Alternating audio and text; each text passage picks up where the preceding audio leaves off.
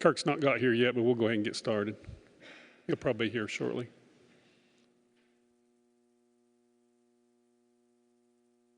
Okay, good evening, and I'll call to order the June 15th, 2020 meeting. And our first order of business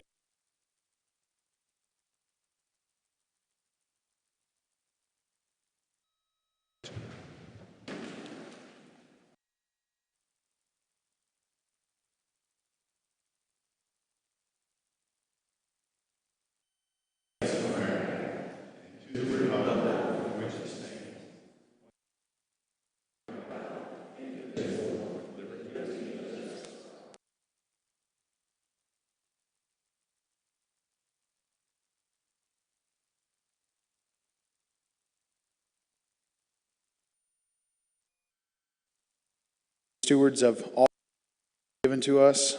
We ask that today you give us wisdom and guidance in all the decisions that are made. Lord, we thank you for all the blessings that you've given to us to be able to live in such a beautiful area, such a good country, Lord, and a great county here in Haywood, North Carolina. We pray that you would just bless us. Again, Lord, we pray that you would just continue to guide us in all that we do, and it's in your name that we pray. Amen. Okay, thank you, Pastor Josh. Okay, our next order of business is public hearings, and we have a request for public hearing on July 20th, 2020 at 5:30 p.m. in the historic courtroom of the Haywood County Courthouse. Will be a public hearing concerning an installment of a finance contract for the purpose of services building.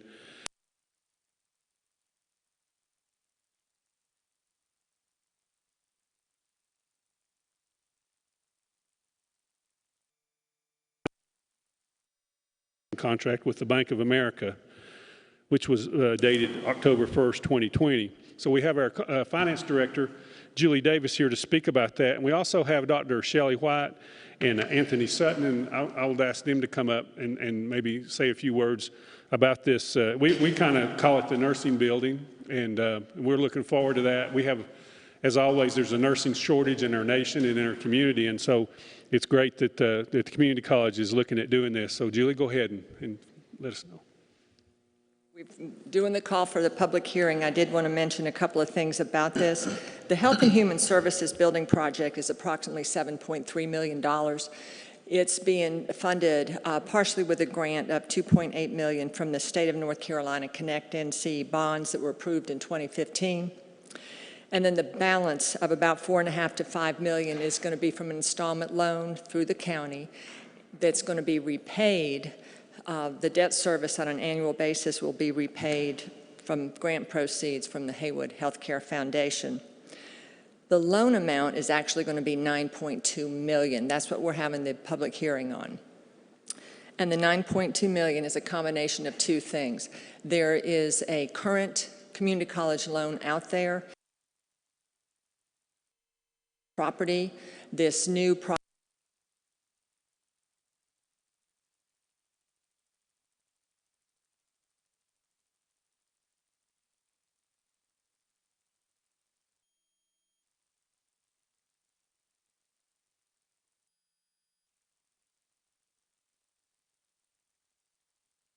about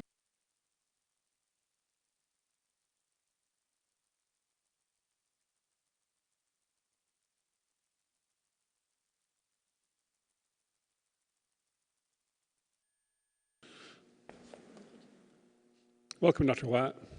Thank you. Thank you, Julie, and to Bryant for assisting us on this project, as well as the Haywood Healthcare Foundation. The college is excited to embark on the construction of our new health building to expand, enhance, and modernize the students' experience while supplying critical health care professionals for our area.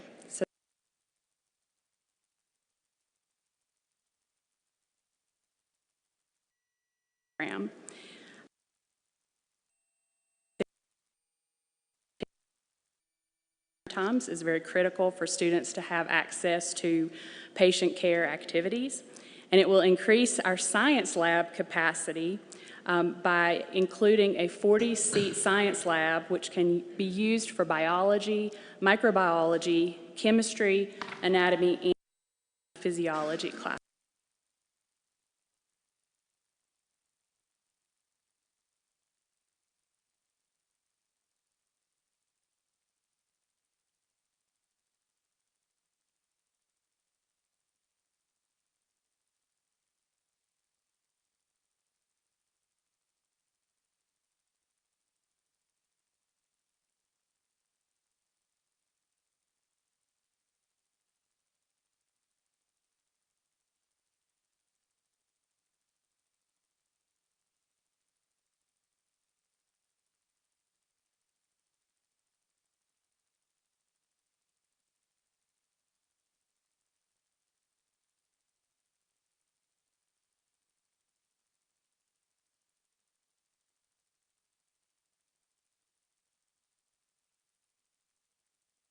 Degree, as that paramedic program is looking to become an associate's degree, and we're currently offering it through our continuing education program. The construction of the building is slated to begin in the fall of 2020, with the completion being about a year later in December of 2021. So we would expect to occupy the building in spring term of 2022. And we have a list of equipment needs that we're looking at. As I said, the simulation equipment, which is so critical for student access. We're very excited to be able to expand those opportunities for our students. Great, yeah. We're looking forward to that too. Thank you. Okay. Welcome, Anthony. Thank you. The Healthcare Foundation is very excited to work with the county on this project. By the county doing the loan, it will enable us to keep our principal that we'll be able to use in the future for other items. So we'll be paying everything off of earnings that we get from our investments. The foundation has given over $14 million in health care for Haywood County citizens. And since August 2014, the foundation has supported mental health, substance abuse, free mammograms, base camp on the go, nutrition, AED, defibrillators for law enforcement vehicles, Town of Canton, Junaluska Elementary Schools, ARC of Haywood County, dental equipment and care, gas cards to cancer patients needing transportation assistance, Maple Leaf Adult Daycare Program, Be Well Program, portable ventilators and infusion pumps for Haywood EMS, which I think is on your agenda later as well, and Second Step Program for Clyde Elementary School, and also EKG machines for Blue Ridge Health. So we're very excited to work with the county, and thank you for your consideration. Thank you, thank you. We appreciate y'all being here tonight. Okay, okay. Is there anybody? I'll entertain a motion that we approve the request for a public hearing that I just mentioned. So moved. Second. Okay, all in favor indicate by saying aye. Aye. Okay, that's unanimous. That'll be on our next meeting, July 20th. And just for FYI, we only have one meeting in July, so traditionally that's what we do because their business slows down after the budget's passed. So our next meeting will be July 20th in this room.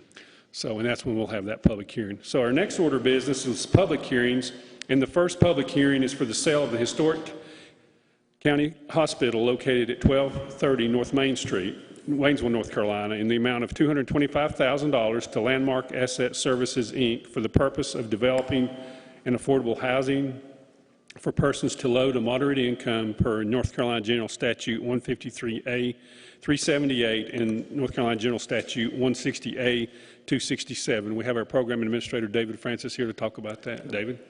Good evening, Commissioners. Welcome. Hope everybody's doing well this evening. Evening. Again, to reiterate what the chairman has said, that the historic hospital has had an option that we did in 2019 for the sale of the hospital, and that was contingent on Landmark receiving the North Carolina Housing Finance grants towards affordable housing, which they did. At that time, they've now secured all of the funding to pull off the nearly $8 million renovation project. So it is moving along. We anticipate the closing in mid-August. They will assume the building at that time, and they will start work on there's three sections of the building, 1927, 1952, and 1956. So they'll start working on the 56 and the 52 portions and start that renovation project right away. They would hope to have people start renting in December of 2021. Again, this is a sale for $225,000. When we were going through all these different scenarios, we also did vetting this out about how much it would cost if we had to knock the hospital down, and that was nearly $1 million to have to demo that. So it was a double win. We were able to reuse and recycle the building. We're very thankful for the town of Waynesville was partners in getting this done when they rechanged the classification out there for that neighborhood to readaptive and reuse. So that made this happen. It put us in a smaller pool. When we went to, there was 232 applicants for those grant funds in 2019. So we feel really fortunate that we're going to be able to proceed with this. So, any questions before you open the public hearing? We've had tried 4 times to get this approved, and the state approved it at this time. So this will be great for seniors and veterans. I think they're going to target those landmarks. Yeah, that's the preference. You're correct, Mr. Chairman, is seniors, elderly, and preference to veterans the first go. Right. Okay, thanks, David. Okay, so we'll have 3 public comment periods in this meeting. The first will be this public comment would be a public comment on the the sale of the historic courthouse to Landmark Asset Services in the amount of $225,000. So, and then after that, we'll have a public comment session for the next public hearing, and then we'll have our regular public comment session, which I think is what most of y'all signed up for. So, at this time, would anybody like to to speak to the issue of the sale of the historic county hospital? And I might have said courthouse, I meant hospital. Anyone like to speak to that? Okay, all right. Seeing no one, I'll close that public hearing, and we'll move on to the request to amend Chapter 91 of the Animal Services Ordinance, paragraph inherently dangerous wild animals, per petition received requesting the capuchin or capuchin monkeys be exempt and or excluded from the ordinance and deleted from the animals regulated by the ordinance. And I'm going to turn this part of our public hearing over to our attorney, Frank Queen. Frank. Thank you, Mr. Chairman. The Board of Commissioners has received a written petition by Attorney George Heiler on behalf of Cynthia Gregory to amend the ordinance of the county. Let me give a little tiny bit of background about this, and then we'll go into the rest of the public hearing. Haywood County has an ordinance that regulates the possession of I want to get the exact language of it.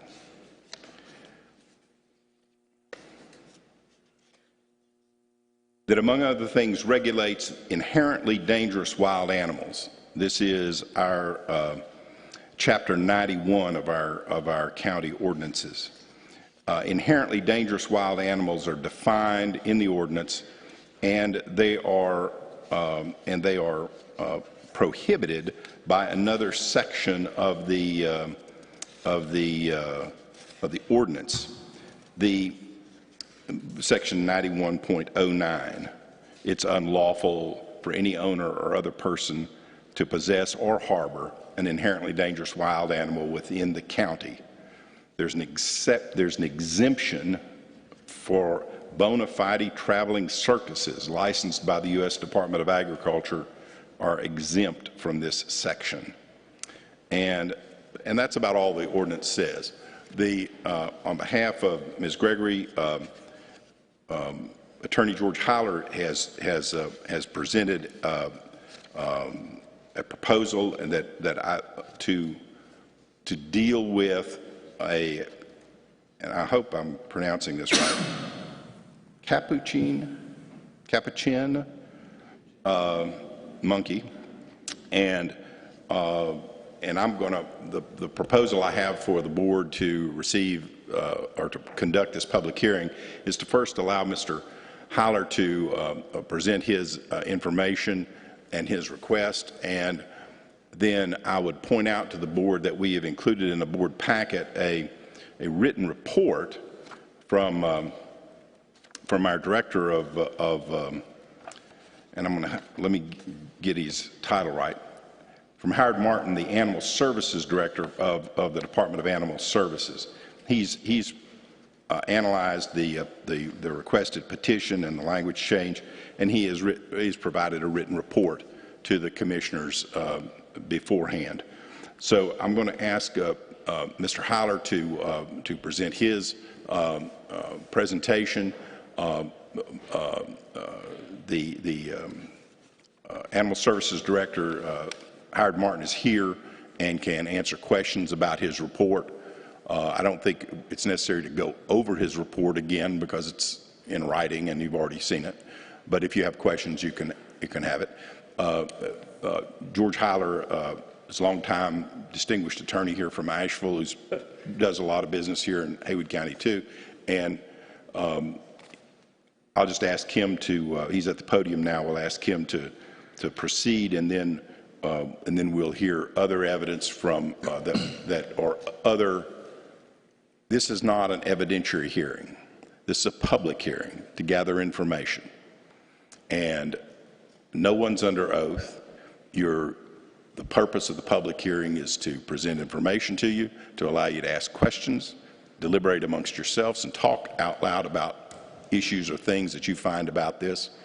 And at the end of it, you have an option. You can proceed to, we'll adjourn the hearing will be concluded, and then you can undertake further action as you please.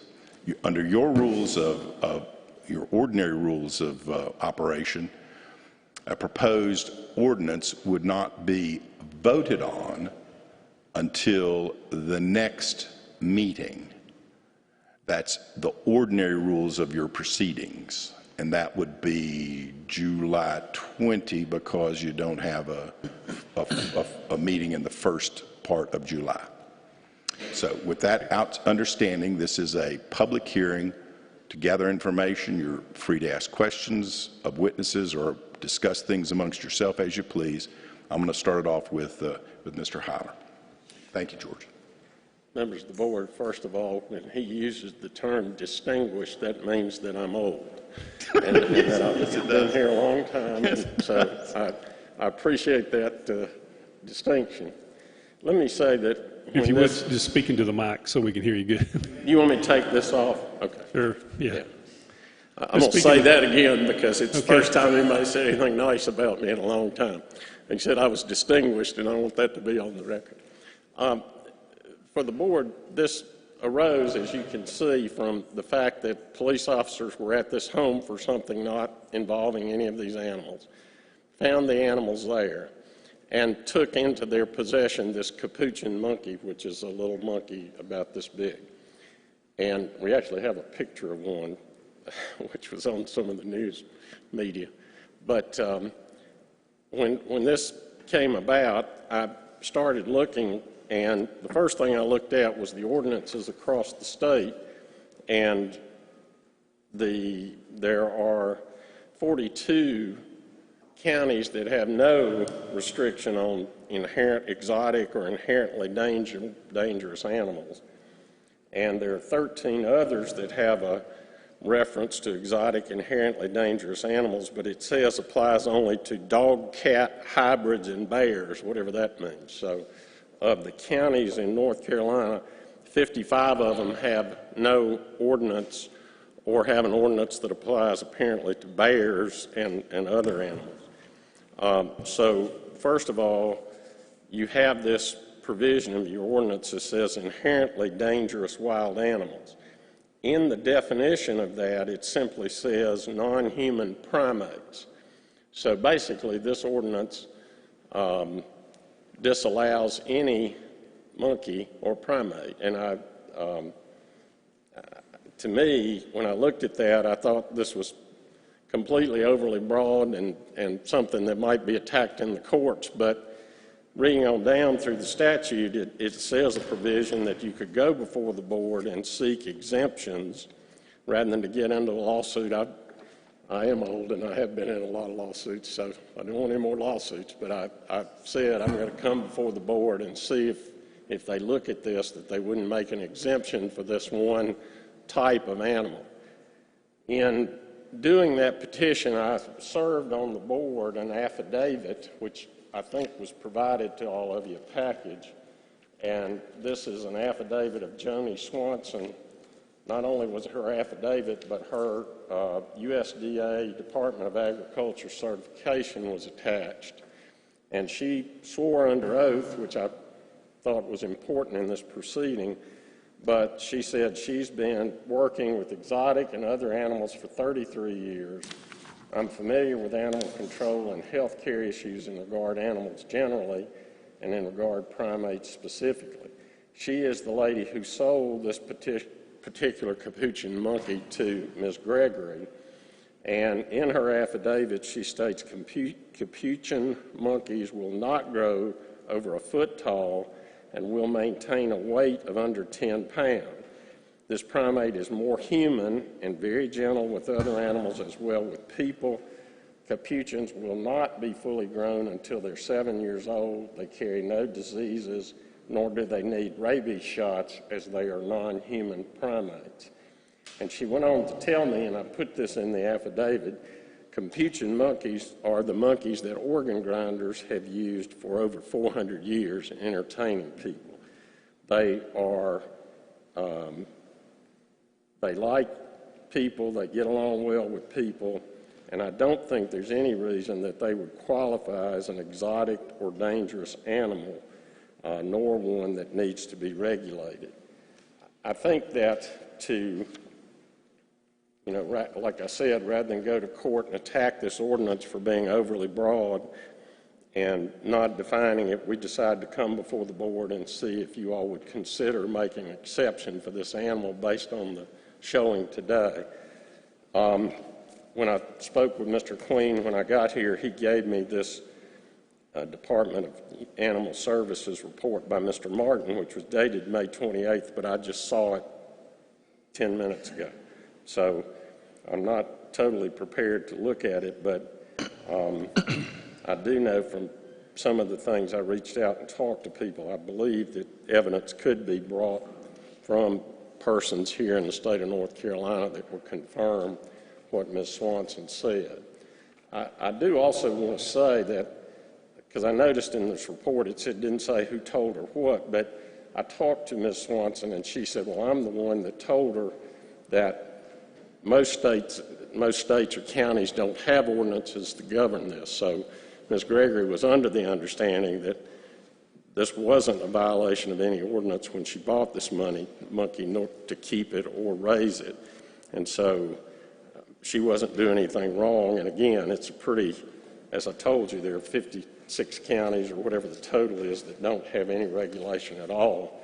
I didn't go to look at to the 40, whatever that is, 44 that would have ordinance to see what their definition is. But in my opinion, I think to say that every non-human primate is barred as an exotic and dangerous animal is just not going to pass muster. But I think the way to solve this is, again, is to just say, well, based on this evidence and this set of facts, that we're going to say this particular, based on the showing we've had, that this particular monkey ought to be exempted from the statute.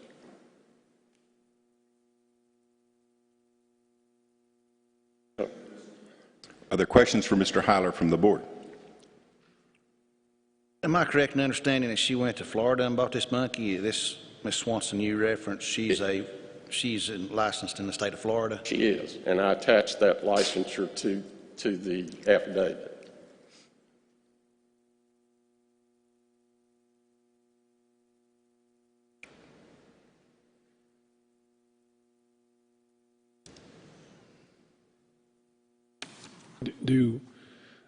In the state of Florida, do they require, is there no requirement when they sell a primate to someone that they have to have some type of training or anything, to your knowledge?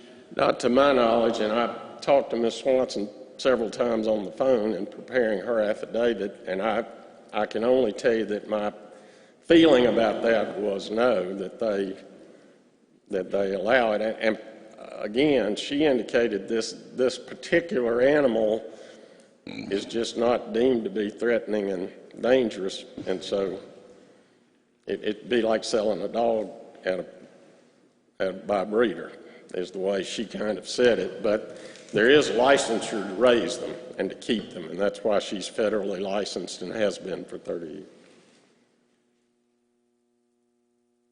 And Ms. Swanson was the seller. Yes. How long, who's the petitioner in this matter? Cynthia Gregory. How long has Ms. Gregory had this animal before it was confiscated? I believe that they bought it in December, I think. He says November, I think. November, yes. Of 19. November or December. And is it just Cynthia Gregory? You just said they bought it. Is it someone else that's also? Cynthia Gregory, I'm sorry. Just she Cynthia. bought it. She bought it. Sorry.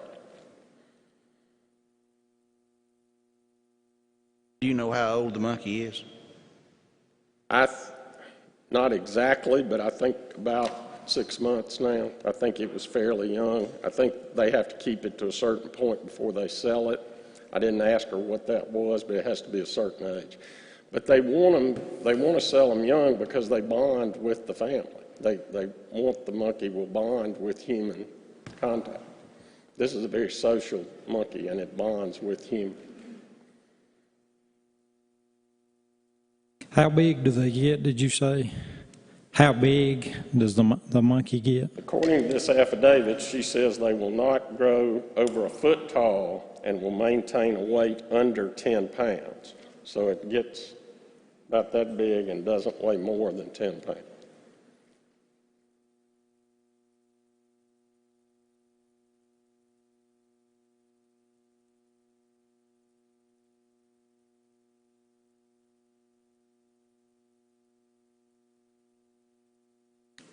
There'll be opportunity for people to speak here in just a minute. Yeah. Are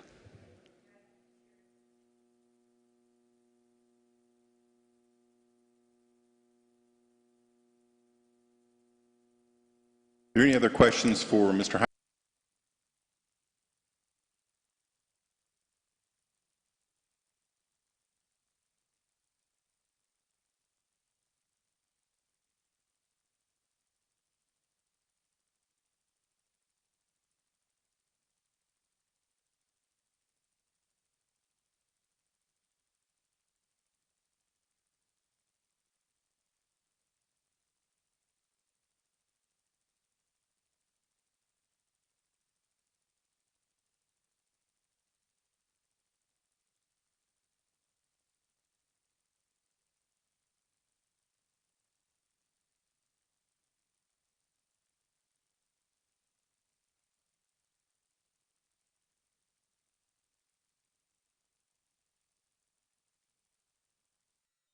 Comment, you have 3 minutes, and Tracy, we've got our timer fixed, so there's a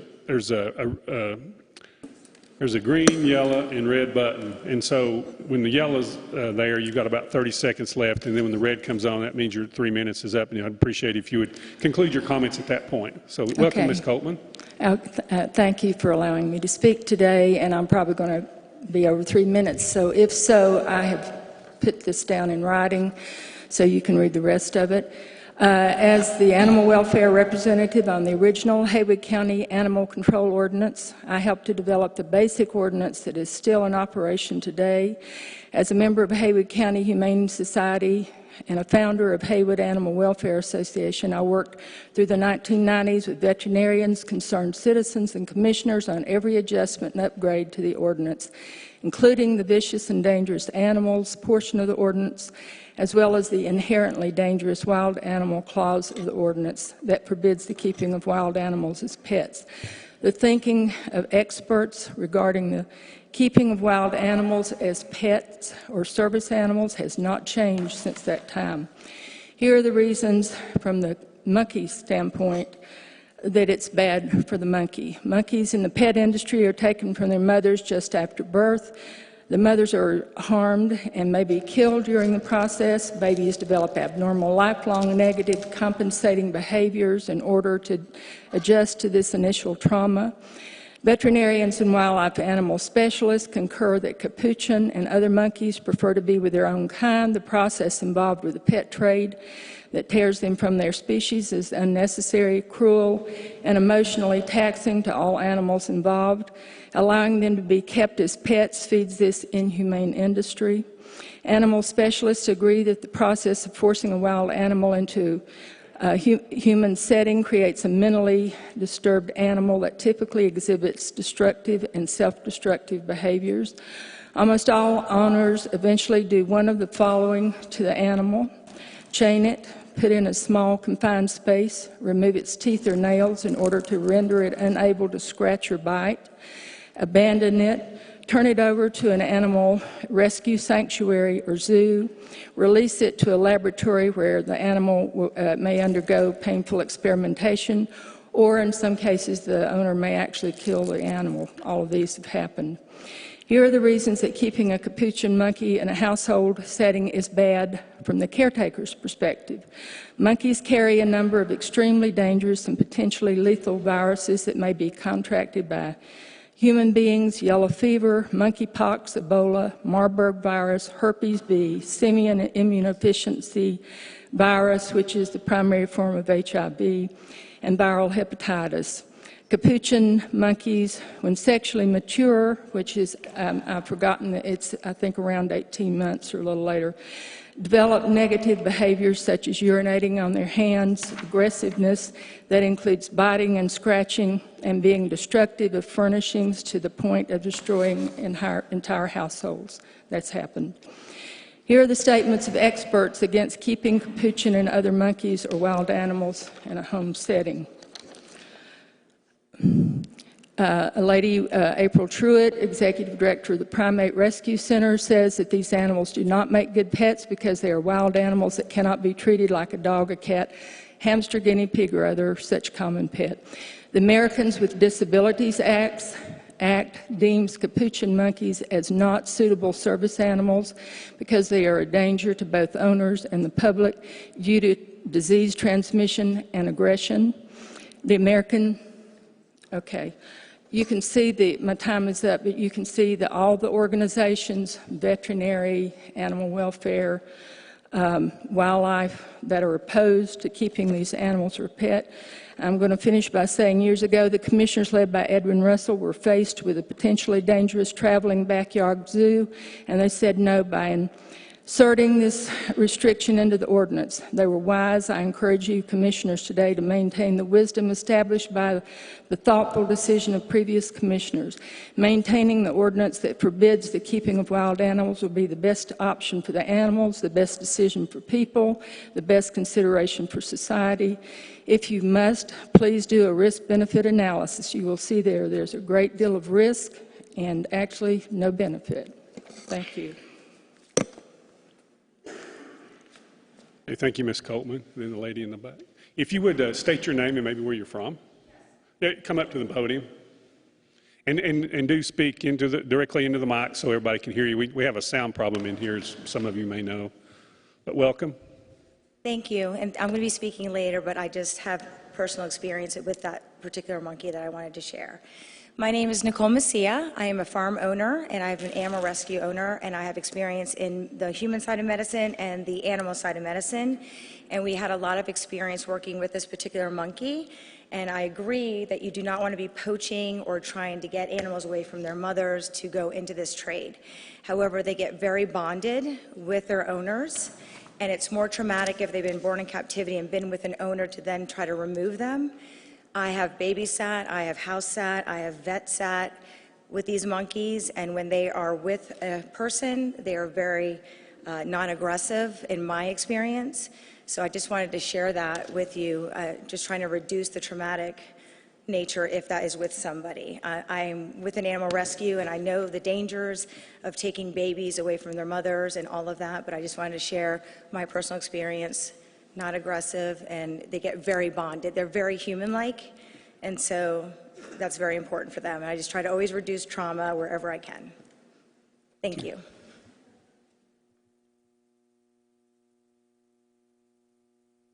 Are there other persons who wish to be heard in the public hearing?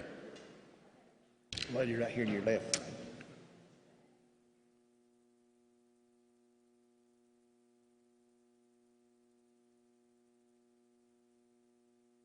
And I meant to tell you too, we have some Clorox wipes up here. If you'd like to wipe down the microphone or any part of the podium, you're welcome to do that with the Clorox wipes that are there.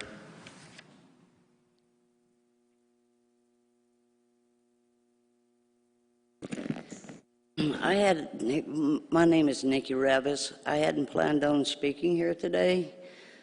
I don't live in Haywood County, but I was called to maybe add some assistance to the person that is filing the petition. I spent 33 years in the Air Force, and as a child, I always loved monkeys. And in my downtime in different countries, I would work with veterinarians,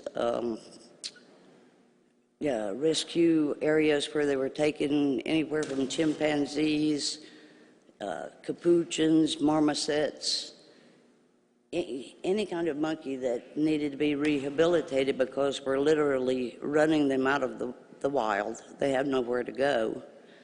And as a youngster, or before I joined the Air Force, I was a hippie that was protesting at UCLA against monkeys being taken and used as medical devices. Their eyes being taken out, their fingers being cut off, you name it, they've had it done to them. I wanted to make a correction on monkeys. Since the 1970s, the list is long and it's very expensive, but they do become attached to their owners, and taking them away from their owners is as detrimental to them as it is.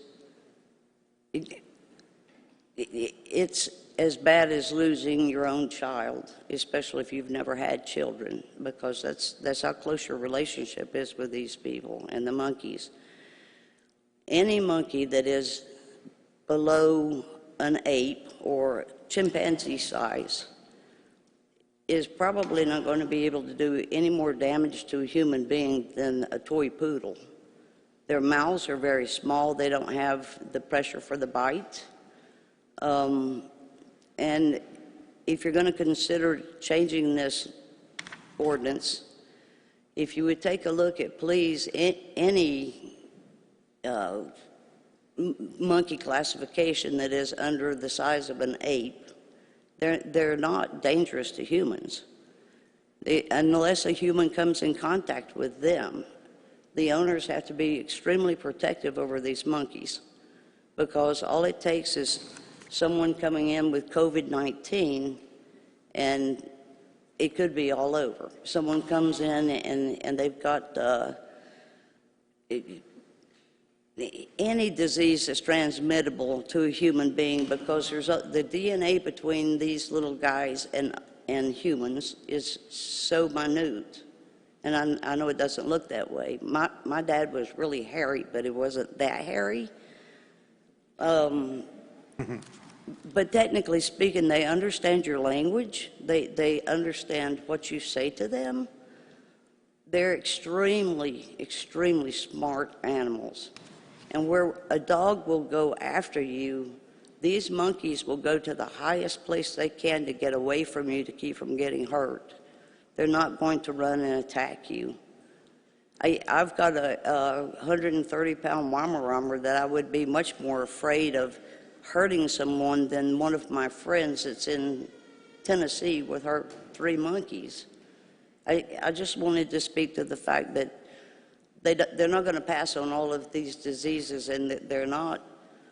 And capuchins are normally top out at about 8 pounds. They reach sexual maturity, or start into sexual maturity, around the age of 4. By the age of 8, they're normally there.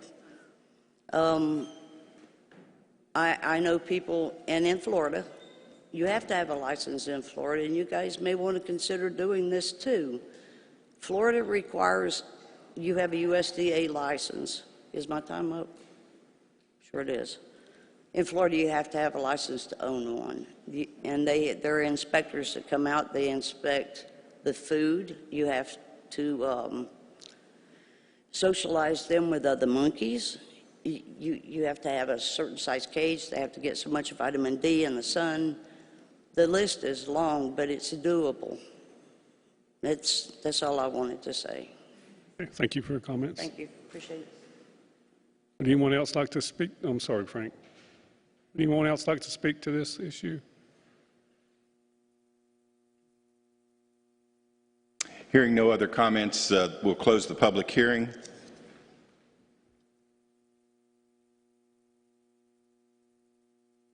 Okay. We'll move on to our regular public comment session, and I have several people signed up to speak. And so I'm just going to go through these in the order that I have them. And our first person to sign up to speak is Jean Paris. Welcome, Ms. Paris.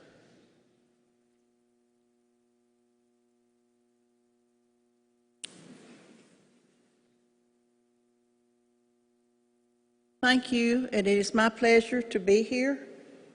And since I complained about this, I better wipe it off. Okay. We won't count that against you.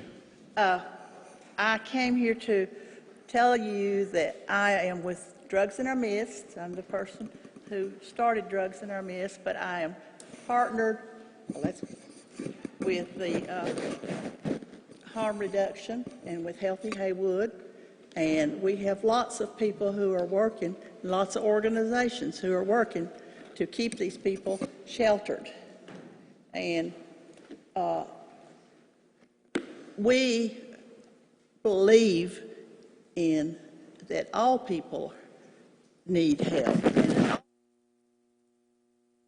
And all lives matter.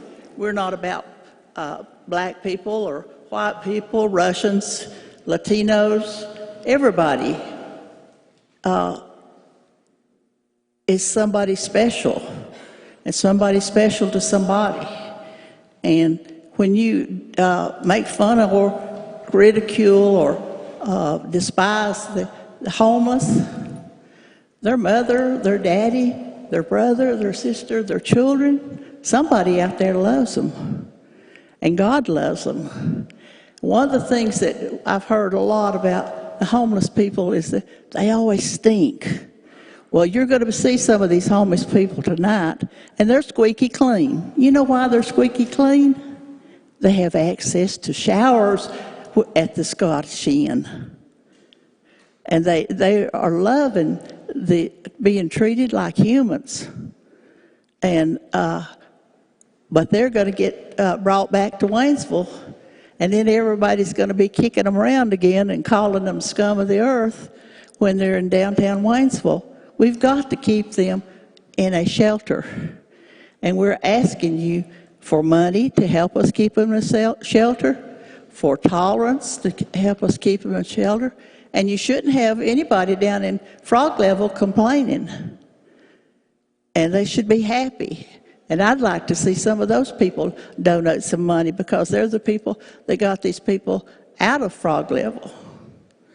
And I want to remind you that I don't know any towns or cities, especially the cities, that don't have homeless people.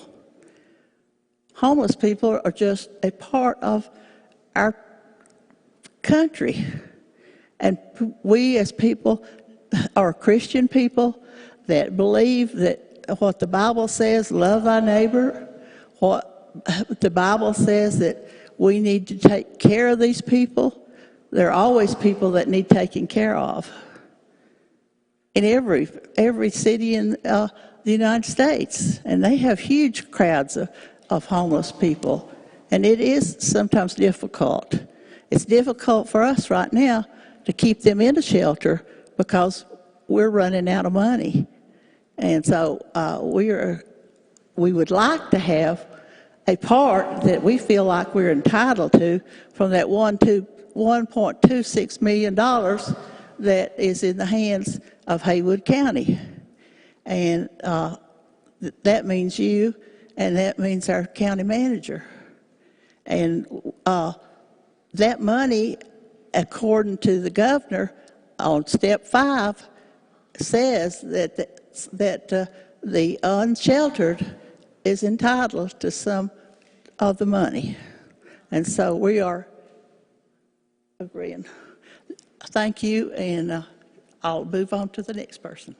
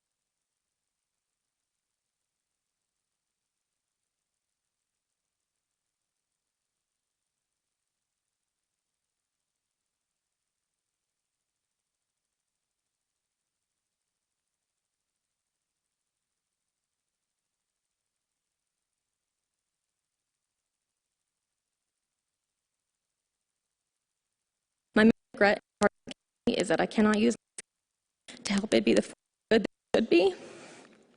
I'd like accountability from county leadership as it pertains to my experience, but I'm much more concerned with my fellow county residents. On top of those already homeless, the economic disruption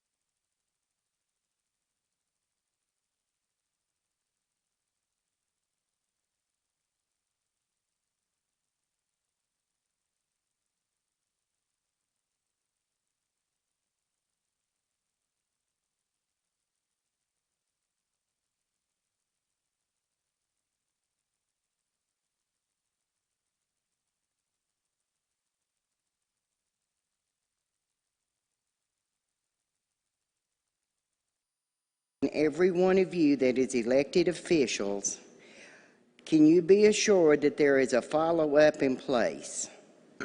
Or are we just giving hope that something different is at the end? Rainbow's not always touching the ground. Just because we have funds that is available, I'm asking you, let's not reallocate them until we know that there is something definite at the end of that. If we allocate funds please ask that we have something moving on to the next step instead of just another time of handing out funds. I went on the Harm Reduction Coalition website today, and according to their website, harm reduction is a set of practical strategies that reduce negative consequences of drug use, incorporating a spectrum of strategies from safer use to managed use to abstinence. The Needle program supposedly offers counseling services and health care screenings to the intravenous drug users who are returning their needles. I'm speaking here tonight because a lot of us believe that by giving clean needles to the intravenous drug users, that is directly encouraging and promoting the use of illegal drugs. We also feel that that hinders our law enforcement. It increases the crime rates and the incidences of dirty syringes improperly disposed of, especially inside the city limits. On my street, at the county parks, go down Main Street, you'll find them everywhere. We feel that giving patients clean needles is simply placing a bandage on the wound. Whether the belief is that it is a brain disease or a choice, the addict himself must take steps to control and stop the addiction services. The responsibility should not fall all on someone else. We're asking that y'all please take some proactive steps. We want to help them, but we need help too. Any questions? Well, that's what we're coming in front of him for, is to help us come up with a way that we can help instead of just constantly giving. Okay, we need to find go some way to have a goal in mind. Thank you, ma'am. Okay, thank you, Peggy. Thank you all. Okay, thank you for coming tonight. Rita Burnett is our next speaker.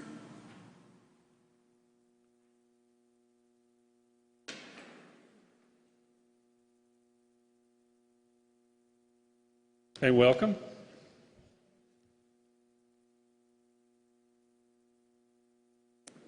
This is my first time speaking in public. I'm not very good at it.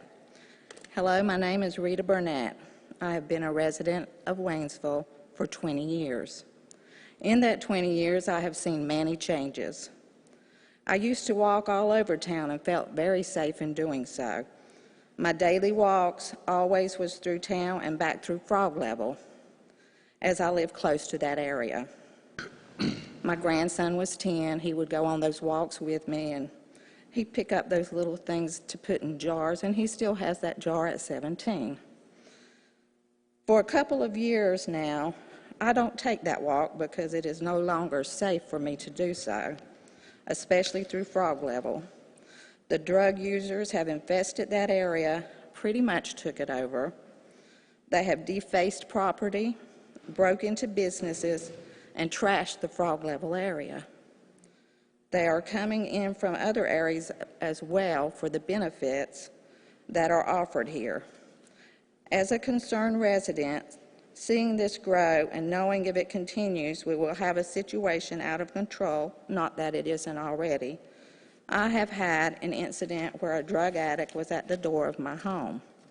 And yes, I feared for my life. We know what is being done to help them, such as the free needle program. I question why this is done. The drug they use is illegal. We should not be okay with that. Fentanyl seems to be the drug of choice. That same drug was given to Hitler's troops to increase strength so that troops could march for 3 days nonstop. But what are we doing to deter them and help the other good citizens that have businesses and properties that aren't drug users?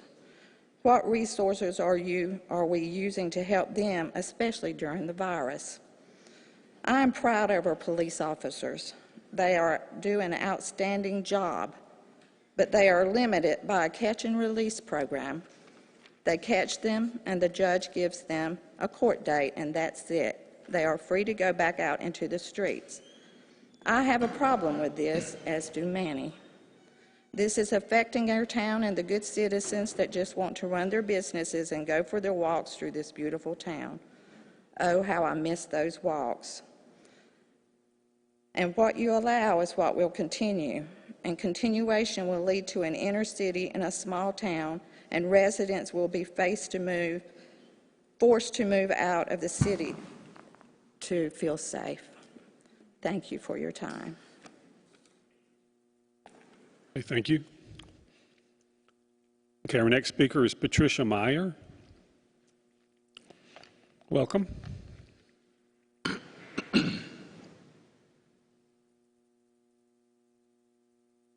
Wasn't expecting to speak this afternoon, but thank you for taking the time to listen to me.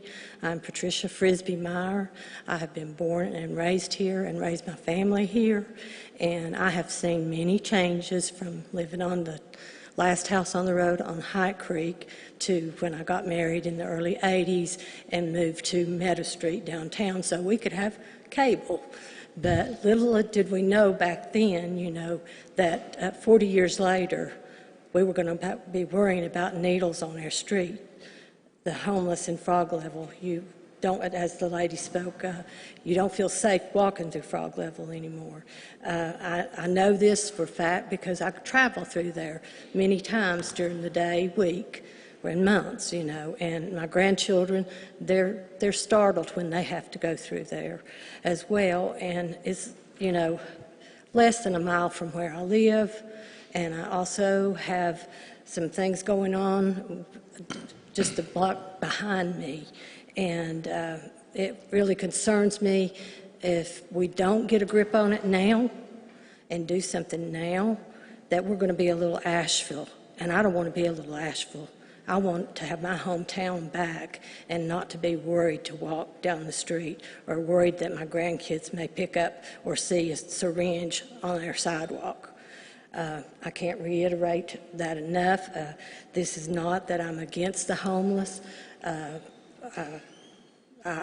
a degree, I am. I think we should handle our own people here in Haywood County and not be bringing them in here from somewhere else to take care of because we have the means. If they, you know, can keep straight and get into pathways and follow the rules there, you know, that's all fine and well, but, you know, it's very disturbing to see what has happened in the last, say, 10 years, you know. And I can speak to this because I have a scanner and I hear it, you know. And our police officer, I too am very proud of, between Walmart and what goes in Walmart and in the parking lot and what goes in Frog Level, we need a police station at both areas. Thank you. Thank you. I could say more, but... Thank you, Patricia. Okay, our next speaker will be Jessie Lee Dunlap. Welcome, Jessie.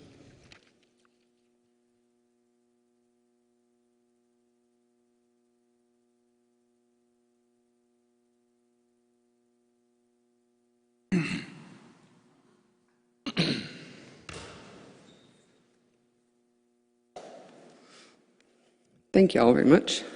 I'm going to kind of continue off what Lauren Wood was saying about there being an increase in the homeless population coming up.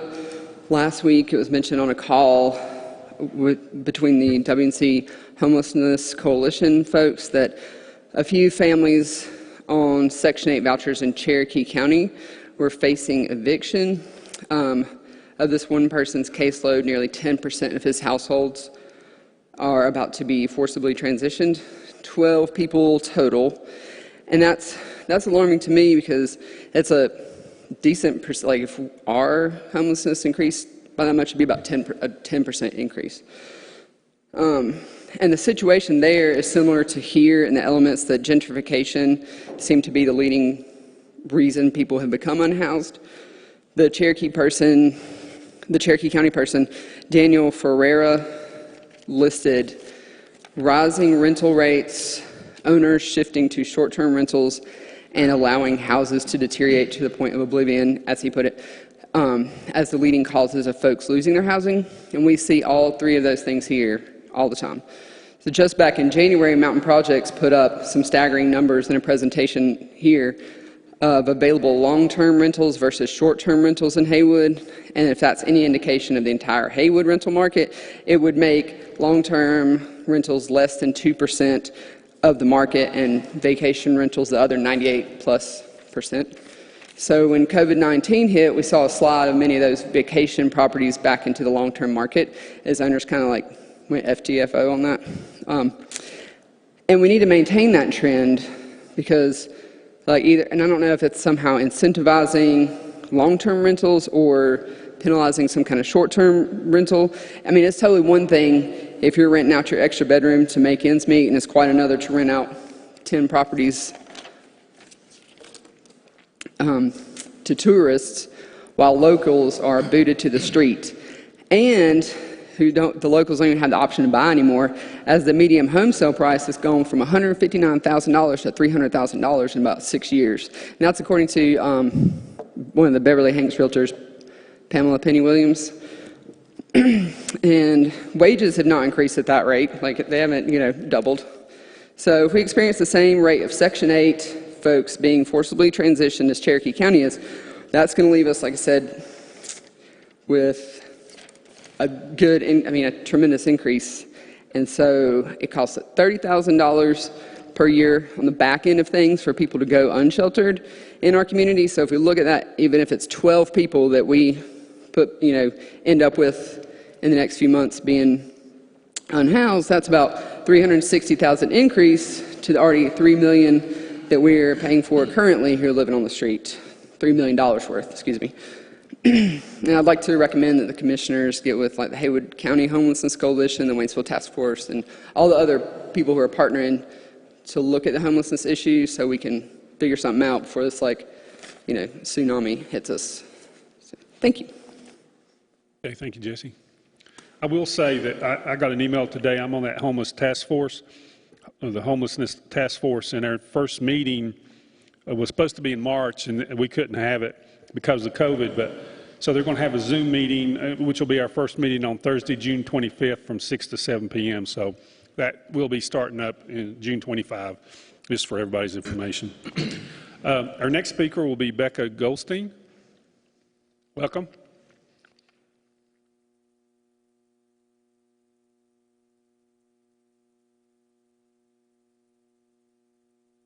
Hi there. My name is Becca Goldstein. I do outreach work in Haywood County with the North Carolina Harm Reduction Coalition. And I'm here today to pose a question to contemplate, and that is, why are you here? What made you want to be leaders in this community? What motivates you to continue this work? I know from listening to you that the answer to those questions probably sounds something like, I believe in helping and supporting my community. If that does ring true, then here's something else to contemplate. Does your belief in helping your community, your reason for being a leader in this county, really align with your actions, your choices? And I'll tell you right now, your answer cannot be yes if in helping the community, you're purposely excluding entire groups of people from that help.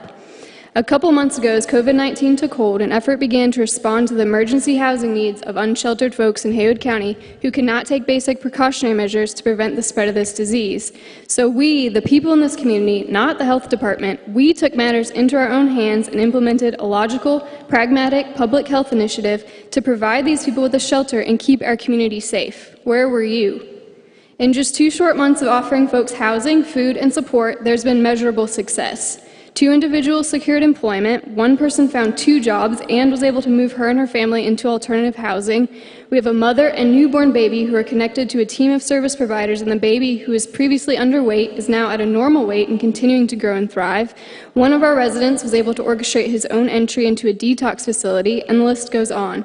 During all of this success, where were you? The other day, I went to pick up lunch from the Open Door to take to our shelter. As you know, the Open Door is now serving out of a food truck in a church parking lot. When I arrived to pick up the food, I took a look around me, and I remembered for a moment the feeling of being in the Open Door at mealtime. Did any of you ever go into the Open Door at mealtime? If not, why not? And if you did, you probably remember that as soon as you walk through those open doors, there was a sense of aliveness in the room, a sense of community, of sharing, of support, of feeling held, of feeling important and worthy and human. And now they're under the hot sun atop an asphalt parking lot. But by God, these folks are resilient. They figured out how they're going to keep feeding people when they're being shut down, and they're figuring out how to maintain that sense of support for a group of people in this community who have been cast aside, shamed, and ostracized. These are people who have stories. These are people who have trauma. Where were you to help stand up for them? Where were you? Right now, as we're taking a good hard look at ourselves and the oppressive norms we've come to embody, the people we've excluded, the people we've exhibited violence towards, as we start to make it our priority to transform, you have an opportunity. Through funding and advocacy and support, you have an opportunity to act on what you believe in, taking care of your whole community. I know there's been some funding allocated toward sheltering folks who are symptomatic or who test positive, but in public health terms, this is secondary prevention designed to prevent things from getting worse once they've already taken hold. In addition to other relief funding and being able to apply for FEMA, you're given over $1 million in CRF funds from the state to spend on public health-related needs in the community, which includes, according to the letter from Governor Roy Cooper, protecting the homeless. So why are you sitting on this funding that can be used for primary prevention to keep the disease from taking hold in the first place? This is a public health matter, and it should not be the responsibility of individual citizens to take measures like this to protect the health and safety of the entire community. Additionally, if you don't want unsheltered people in frog level, why are you sitting on funds that could get them sheltered and out of frog level? There's a need for this low-barrier shelter in our community. There are over 50 people on the wait list, and that number will increase exponentially. And to address the comments that were just made, this housing is addressing the root cause of people's substance use disorder. This is how we address it. When we continue to fight for and house these folks and turn this into a permanent fixture in our community, and we will, I don't want to be asking, where were you, our county leaders? I want to be saying you were here. Thank you. Okay.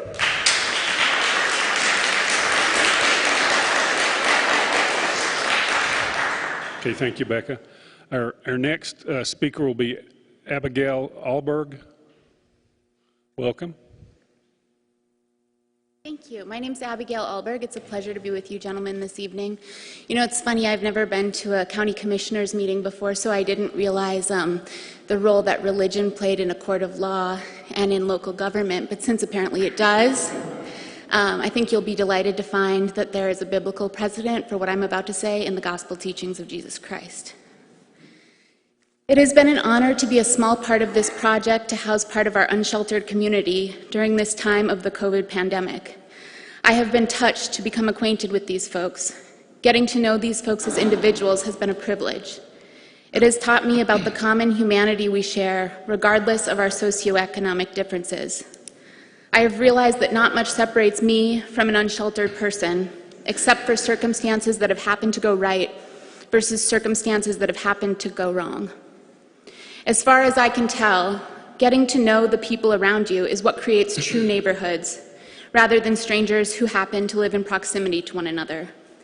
If any of you have ever sought to experience meaningful change in the work that you do, I would recommend this kind of community building. And I hope that each of you do seek to bring about meaningful change through your work, because that is what you have been elected to do. Your job is to establish service levels for, among other things, mental and public health, public safety, and social services. Homelessness lies at the intersection of all these things. This particular project we are a part of has taken form as an immediate response to the COVID crisis. A group of committed individuals and organizations have taken on the responsibility and hard work to maintain this project, despite the lack of support, and in some cases, willful opposition of our elected leadership. As amazing as our volunteers are, I know we could achieve far greater gains in permanently housing our community's most vulnerable if we had the backing of support and funding from local government. Eventually, this global pandemic will subside. We will eventually have access to a vaccine. The local issue of homelessness will not be that way. It will not go away whether we continue to criminalize homelessness or whether we try to drive it out of town. The only way to find a long-term solution is to transform our approach. As elected officials, you need to see this as an opportunity to engage in creative problem solving, as well as collaborate with existing organizations and individuals who are already working towards solutions. You also need to listen to the needs and concerns of those experiencing homelessness, so that your solutions match the nature of the problems. I understand that recent attempts to dialogue with you have focused on asking for existing funds to be released and utilized for this purpose. I think that needs to happen, and I also think you need to figure out how you are going to act creatively and compassionately to find a lasting solution for our community. Thank you. Thank you, Abigail. Okay, our next speaker will be Roger Haynes. Welcome.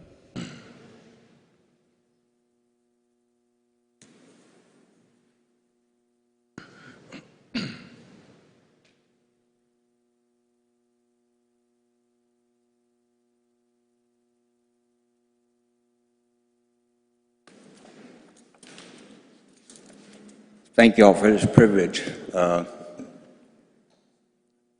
As a child of God, I am familiar with the open door since 2013. I've been called on in the last minute several times to get devotions. I'm not sure I can even do a devotion in 3 minutes, but I'm going to try to do what I can here. I just want to say that, yes, I've been affiliated with Open Door. I understand some of the complaints. This is true. Even I've seen where the homeless people has created problems there, and I understand that. And yet still I was in the midst of it, not as one that is doing it, but as one who preached to the people. I've been homeless several times in my life, and when I accepted Christ in my heart, I truly believe that part of my calling has been to the homeless, which is why I am affiliated with Open Door. Because of my character, I don't know how many of y'all are familiar with the Lodge, 909 Russ Avenue, which is now where Publix is at. Because of a person I am and different people speaking highly of me, because I was homeless, Cindy Smith, which was the owner's daughter who managed it, made a deal with me, asked me if I would work for my room only.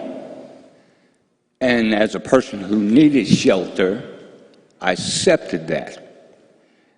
It was 2.5 years I worked as a maintenance man. It's very rough doing so, but yet still I learned one thing: money is not everything, but shelter is. I left town for a little while. I came back, I guess about 3 or 4 months ago. So through the help of the Open Door, there's some of us being sheltered out of Scottish Inn out in Maggie Valley. And what I want to say is, I'm not asking for me. One thing I learned: when one door closes, God will open another door for me. But because there is people who are not drug addicts, for whatever reason, I mean, I've seen it so much in my life, which is why I believe in my callings to the homeless people. There are many people out there that are homeless, not just so much because I choose to be, but because of whatever circumstances. I've seen it in my life. You know, a house fire, you know, there are just so many reasons. And if you like, I have a copy of the paper of July 24th, talk about me, my character. The one thing I loved about the Lodge was Cindy, for church groups and, you know, certain people. She would give discounts, you know, to the different Christian organizations who need to put somebody up. I'm sorry. But thank you for your time. Could I leave a copy of this if anybody wants to read it? Yeah, let's leave it with Tracy.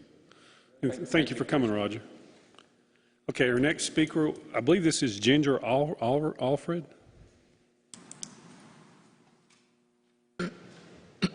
And welcome.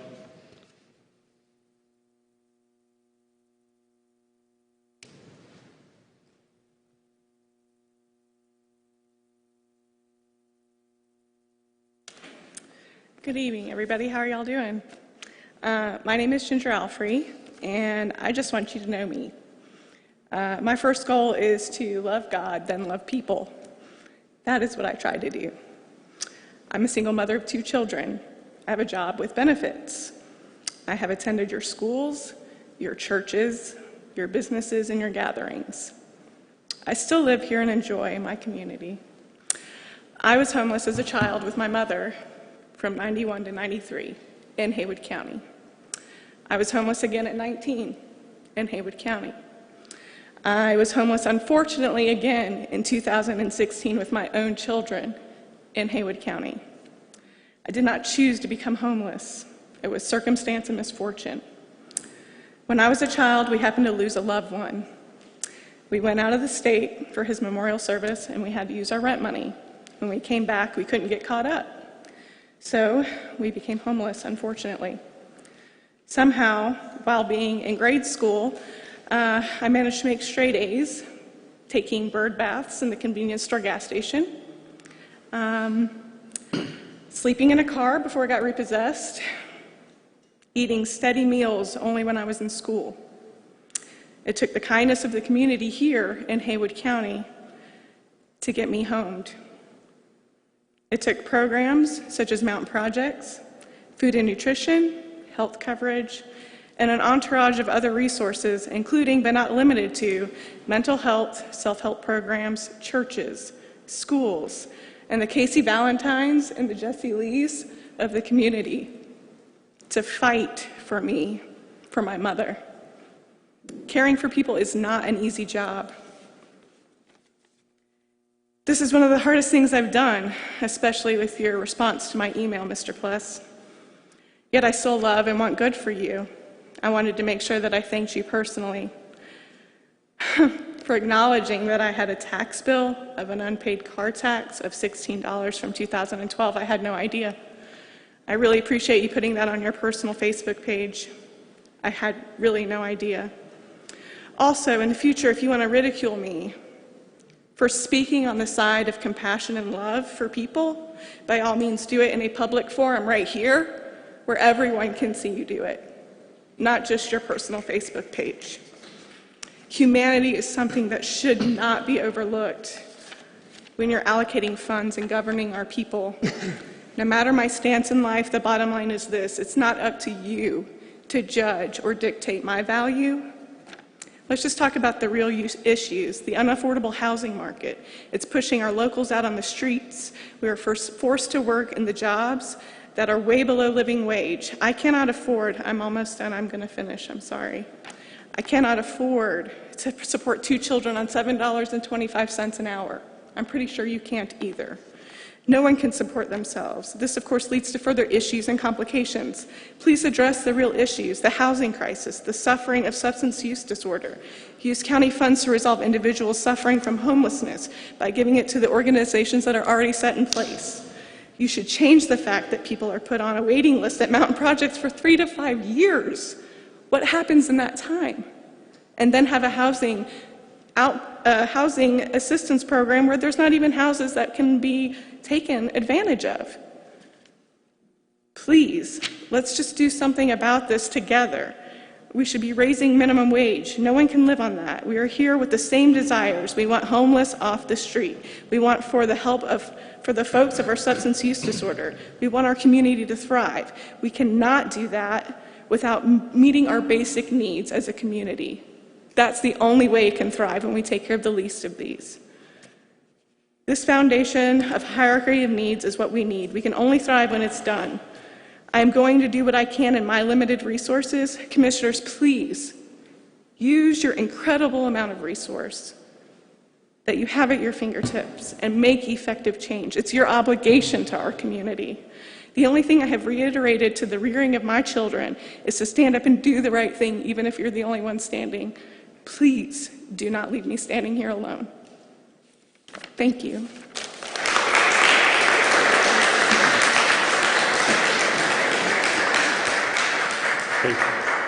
Thank you, Ginger. Okay, our next speaker will be Nicole Messia. And welcome. Again. Appreciate the other comments. Okay, I'll try to talk a little bit slower. I get really quick talking. Hello, and thank you for the opportunity to speak with you all today. My name is Nicole Messia. I'm a local Waynesville business and farm owner, and I can see frog level from my shop. I stand before you today with 15 years experience in pharmaceuticals, research devices, and working with some of the top brain surgeons in this great country of ours. If you are in Duke in brain surgery, there's a good chance I was in there directing your surgeon. Brain surgeons and brain development researchers know what trauma does to the brain and how the pathways are laid. A lot of trauma that people are self-medicating today stems back to childhood. We are imperfect people raising imperfect people. Most people will self-medicate with pharmaceuticals, opioids, street drugs, food, sex, gambling, maybe buying a monkey, you name it. What research now definitely knows is that people are needing help to get to the root cause of their pain. What we are seeing in our society is not working.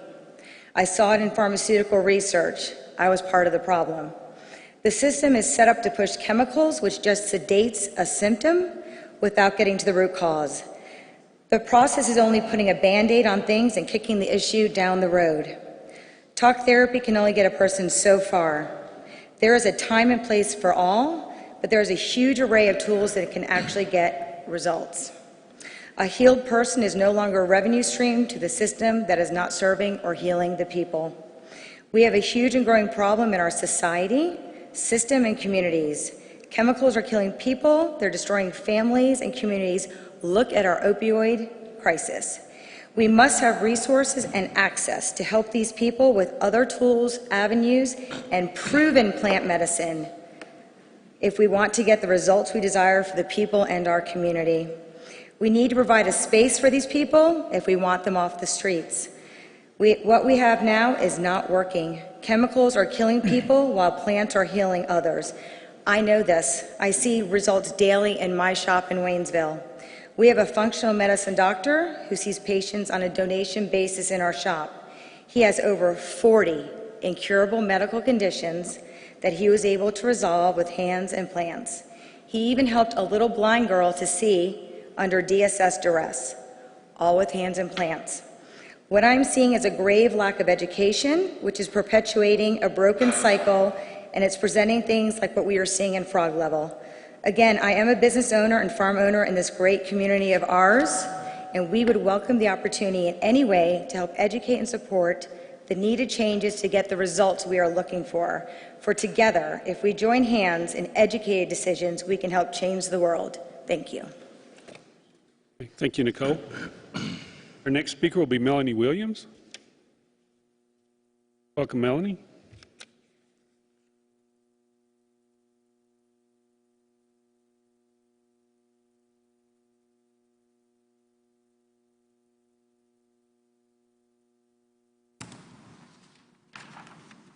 Good evening, gentlemen. I appreciate your time. I actually wanted to bring some good news to you today. So one of the things that we've been hearing about a lot lately is the number of deaths from COVID-19 in our nursing homes. And I know that many of us are really concerned about this, but there was an article published this week that brought to light the fact that we've been operating under false information.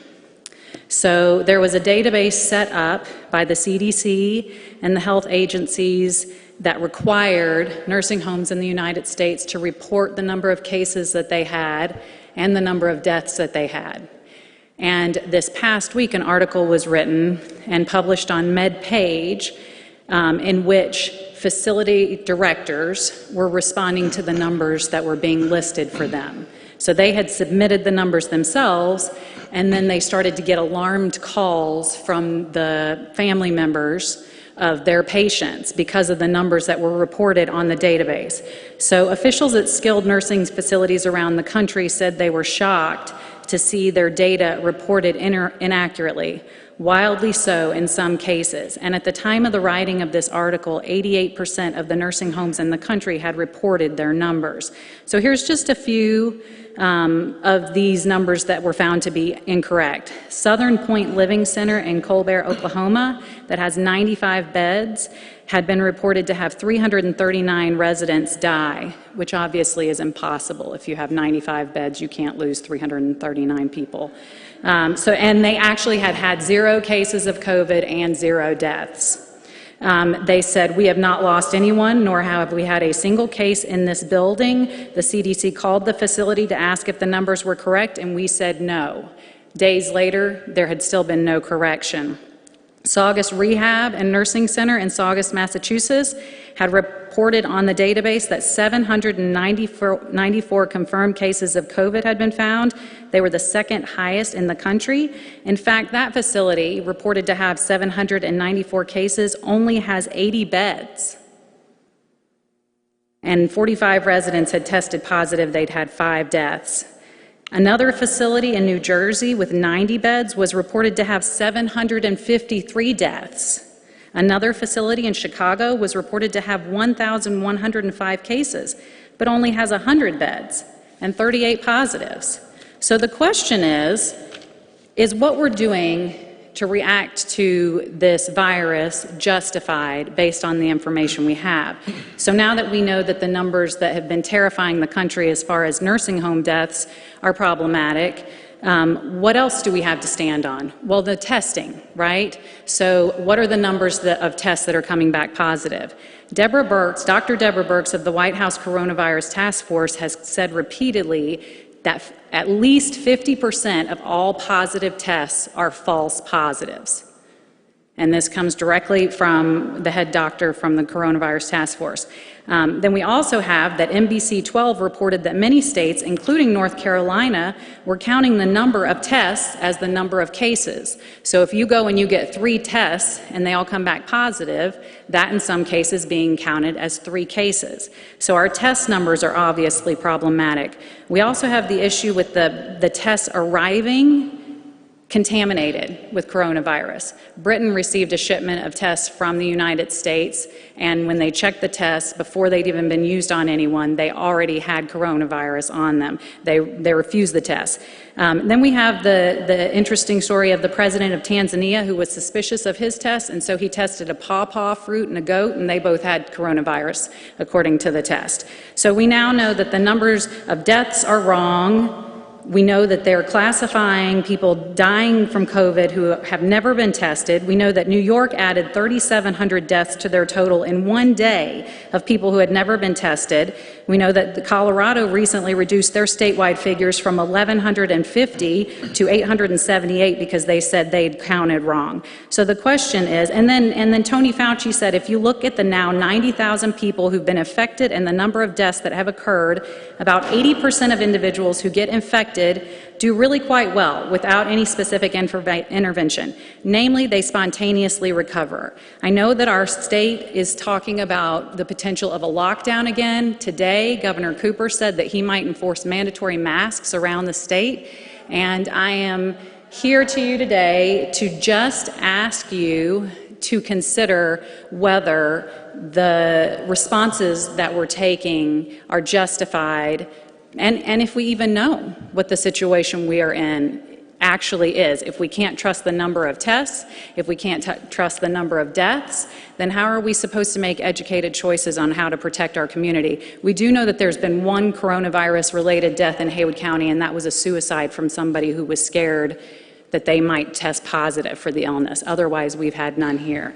So please consider this as recommendations are made to you to lock down our economy again, to force masks, to change the entire way our children go to school in the future. Thank you very much. Thank you, Melanie. Our next speaker will be Diane Beauregard. Diane here? Oh, there you are. Welcome, Diane. I guess that's Diana, sorry.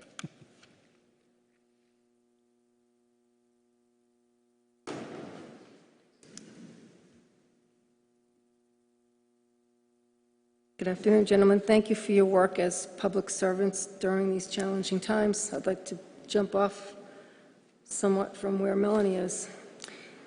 Facing challenges with truth. I speak to all of the agendas that are tied together in this global crisis with a strong desire for truth as a remedial action in the effective management of COVID-19 and all that arises from its use as a bioweapon against humanity. Truth is a prerequisite to freedom. Embracing truth can only lead to unity and enlightenment. So if we continue to allow this censoring of truth, we will only see further the deterioration of our constitutional rights. We'll never break free from the net of tyranny that it's being cast. Can we organize public hearings that address these individual topics? The COVID-19 corruption, why are all the issues that revolve around the coronavirus so controversial? The actual number of cases, what are the North Carolina benchmarks, the impact of continued lockdowns, the rioting and looting, peaceful protests? I don't know, I'm confused about that one. Contact tracing issue, that's a major concern because of the many areas of our life that HR Bill 6666 is set to deliver. There are better ways to manage a crisis. All agendas, past, present, and future, that arise will have the most optimal outcomes for the highest good of all citizens, young and old alike, when we consider all of the research, not just the accepted narrative. Those under censorship are the ones we need to be paying attention to, and citing as our sources of intelligent information. Let's not be afraid of truth, but inject it as our vaccine into the body of our collective voice. That action will break us free from the corruption that plagues society in every corner of the world. The covert operations of corporate greed and misuse of power have compromised many lives throughout history and have resulted in the downfall of civilizations. Today, they threaten every aspect of our lives. We as a community need to stand together to protect the health, education, commerce, recreation, and spiritual freedoms that our country was allegedly founded on, and that we as a race of intelligent beings deserve. Being authentic and transparent in our community is a show of greatness. The corruption in the world is built on a black box of lies and deception. We must circumvent these continued assaults by uniting in our common purpose.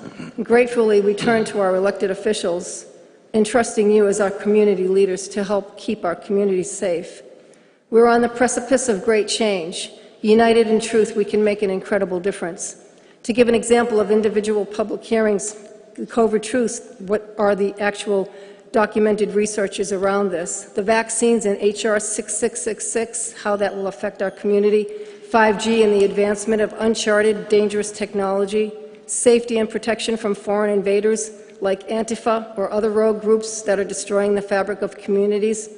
The action plan of UN Agenda 21 is the playbook of the world stage today. Many do not know about this. If you study the action plan carefully, you'll get a snapshot of the world designed by the global elite, developed by members of the World Economic Forum in Davos. I'm almost done.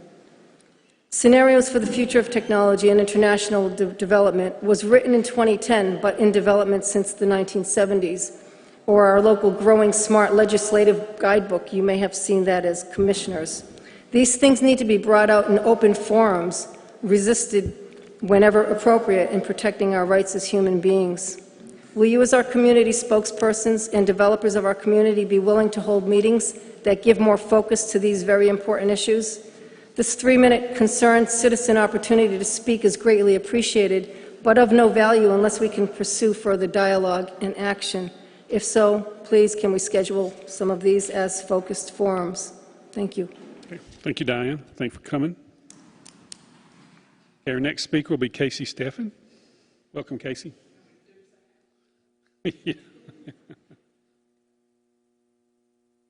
That might wake us all up.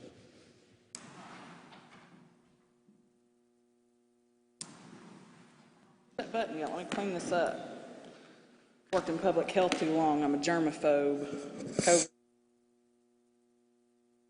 So if we keep this up, we may have to get one of those shock collars, like for the hound dogs, to put on me when I start talking too much. My name is Casey Valentine Steffen. I'm a community health worker, and I came today to talk about statistics for a group that I'm working with. We interview about 3,000 people to find the health disparities. These are research scientists, medical doctors, members of the community. And so it kind of helps. And one of the things that I don't like is really opinion-based politics. I kind of think that's why we are where we are right now. But I'm just going to email those statistics to you because I just want to say that I still think this is one of the greatest counties in the country. I mean, look at all these people. Even if I don't agree with them, I just want to hug them for getting up here and saying what they feel. Is that not the greatest thing in the world? Is it not the greatest thing that those homeless people back there were on the streets down here, upsetting these people over here? These people came, got them, put them in a hotel, got them food. You know what I'm saying? Like, if we can do that, if we all get on the same page, what are we going to do? What are we going to do? I'll tell you what we're going to do. Since the 1980s, we all know this little secret, kind of conspiracy, is that when these bigger cities want to see how something works, they look at some of the smaller counties. They get the data from the smaller counties. If something will work in a place like Haywood County, it's going to work anywhere. Because, you know, we're a little eccentric, we're a little extra sometimes. But I do want to say this. As somebody that is on the board of a nonprofit, I get calls all the time, and people talking about allocating funds for those nonprofits. And we're, like, the nonprofit I'm on is a zero administration costs, zero pay. Like, we pretty much raise money, give out socks and Band-Aids, sometimes Supreme pizzas at the hotel to the hospital, or at the hotel. And I got involved in all this because I am kind of a little bit of a mountain conspiracy theorist, and I started hearing all these things about needle exchange, so I'm going to get all up in that. And as a public health professional, I understand hepatitis C and all of those things, and I'm hearing these things talking about giving somebody a needle is enabling them. No, they would just use dirty needles. And saying that giving them needles is keeping them on drugs. And I want to make this very, very clear as someone that's worked in public health and private practice. These people are not doing drugs because they're getting free needles. They are doing drugs because they are getting raped in a barn as a child, or because they didn't have any food growing up. And that's where we're at. So I don't want government. I don't really want government involvement. Like, I get that. We're on the same page there. But what I do need to happen is when nonprofits come in and we can only get money because the federal government says you have to be with a government organization, which is bullcrap, by the way, then I need y'all to be like, okay, let's talk about this, okay? Because that's where I'm at. Because all these people right here, we're going to keep doing what we're doing, all right? And we're going to come to you for leadership and guidance. And I appreciate the opportunity to speak, and I appreciate those that have exchanged emails. Okay? And I will email those statistics for you. Thanks, Casey.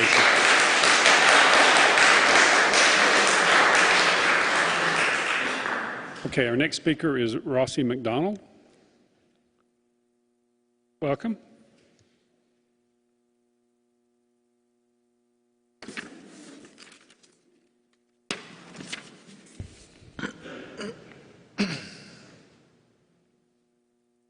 That's okay. Welcome. Good evening. Thank you for having us all here. I wanted to speak to you guys about these difficult times that we're in and the position that you all have here in hearing our voices. And, you know, I only simply ask that you stay true to your oath to speak for the people of this community. Be the voice for those whose voices can so easily be drowned out by the sensationalism and hysteria that is being so easily portrayed through the media. You know, they have a large bullhorn, you know, supplied to them by a small minority of special interest groups. Please don't let the media affect our county's decisions. We are the people. Our community's voices are the people who need to be heard. These are who you stand for and represent. Thank you for representing us. Thank you for upholding your position to make the tough decisions with truth and honor. These are difficult times, and all of us need reminders of why we do what we do. For faith, for family, for our God-given rights of life and liberty and the pursuit of happiness, which I'm afraid can so easily be forgotten or dismissed when fear and status quo become the standard that we gauge our actions and decisions by. There are many here today who feel the need to express their voice, who feel the need to be heard. Thank you for allowing them to be able to do just that, without shame, without judgment, and without ridicule. Knowing that these are the people of this community. These are who you represent. Thank you so much. Okay, thank you, Rose.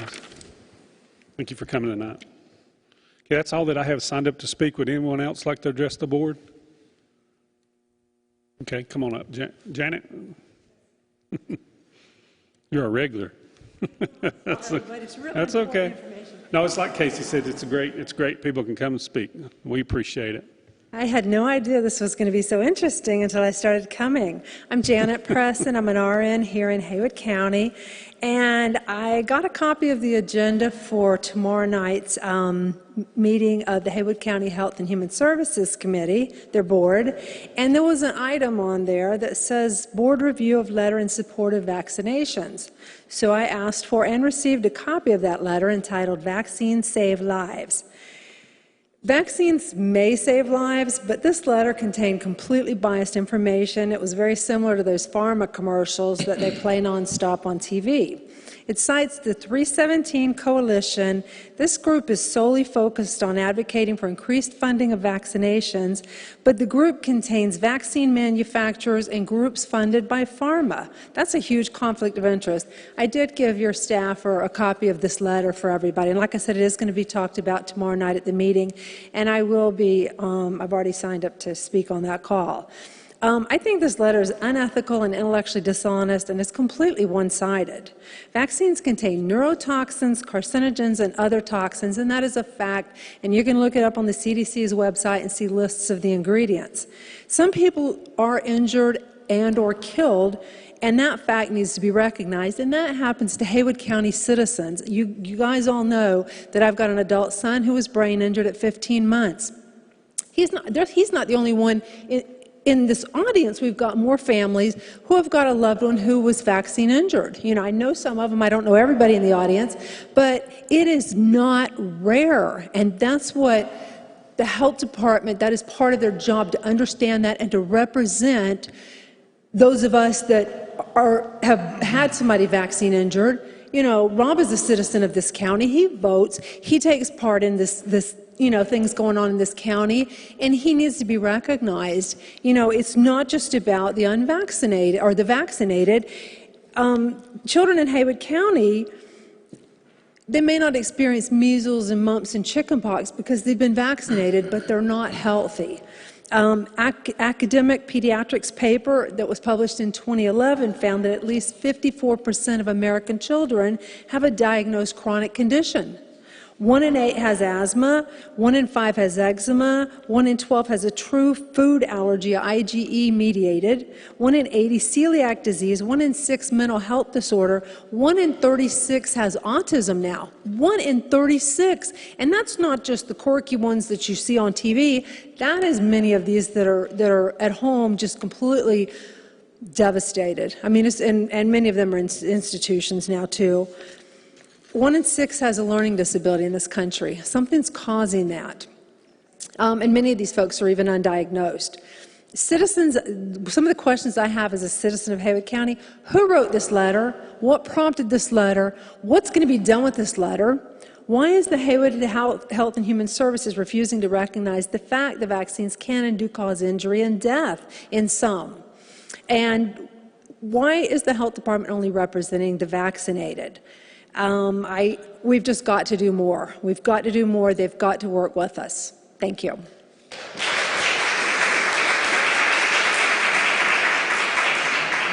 Okay, thank you, Janet. Would anyone else like to speak? Ms. Copeland?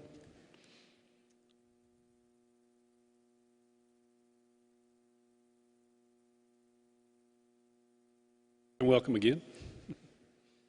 I actually had not intended to speak again, but I heard the lady and I wanted to concur with what she says. Having worked at a health food store for 16 and a half years, I saw numerous vaccine-injured children, numerous, some severe, many with autism. And basically, their doctors, when the parents refused further vaccines, they just dismissed them. And they were left with nowhere to go. They had a severe problem to deal with and nobody to help them. So I appreciate the fact that she's willing to come forward.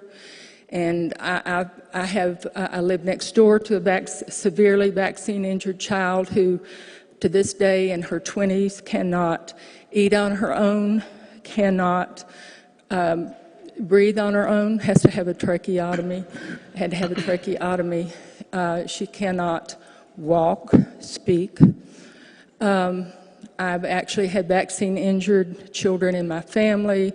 My grandson was vaccine-injured, and it took me years, or the family, years and lots of expense going to a naturopathic chiropractor who was filled with patients from all over the country who had vaccine injuries. And so I appreciate the fact that you're willing to listen to the other side of the story. Thank you.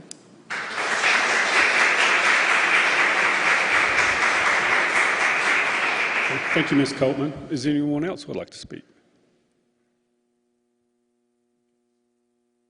Being no one, I'll close the public comment session. I appreciate everyone's comments tonight. It's very healthy in our county that we can have people come and speak, and we appreciate y'all coming. Our next order of business is our constituent concerns, and I'll ask Chris to come forward and maybe give us an update on us opening. And while he's coming forward, does any of the other commissioners have any constituent concerns? Tommy, you want to start with you? Did you have any you want to mention? Well, we got a email barrage. I think all of us probably did about the monkey issue. Speak in your mic, too. Speak in your mic. I'm sorry. I had several emails speaking to the monkey issue. I'm sure everyone else did. Got those, got that feedback, and of course we had the public comment session tonight. And I do want to say one thing, something hadn't been mentioned here. Just a comment, and it's kind of flew under the radar. Some of you may remember our law enforcement, such a wonderful job the officer did out at Lake Junaluska. Apparently the Lake Junaluska vehicle was carjacked. There was a high-speed pursuit, and this vehicle was entering into a highly congested area where a lot of people walk, a lot of pedestrians, and the officer put that vehicle in the lake and possibly saved a lot of people's life. He made a quick reaction. I commend that officer, and I want to say that our sheriff's deputies are appreciated, and law enforcement that maintain law and order in our county. And I appreciate that, and I appreciate that situation that occurred out at Lake Junaluska. So I wanted to say that. I had several comments about that also, about what a good job that guy did. So had other constituent concerns that presented with the county manager and other staff, and they handled it. So that's about all I had. Okay, thank you, Tommy. You got anything, Brandon?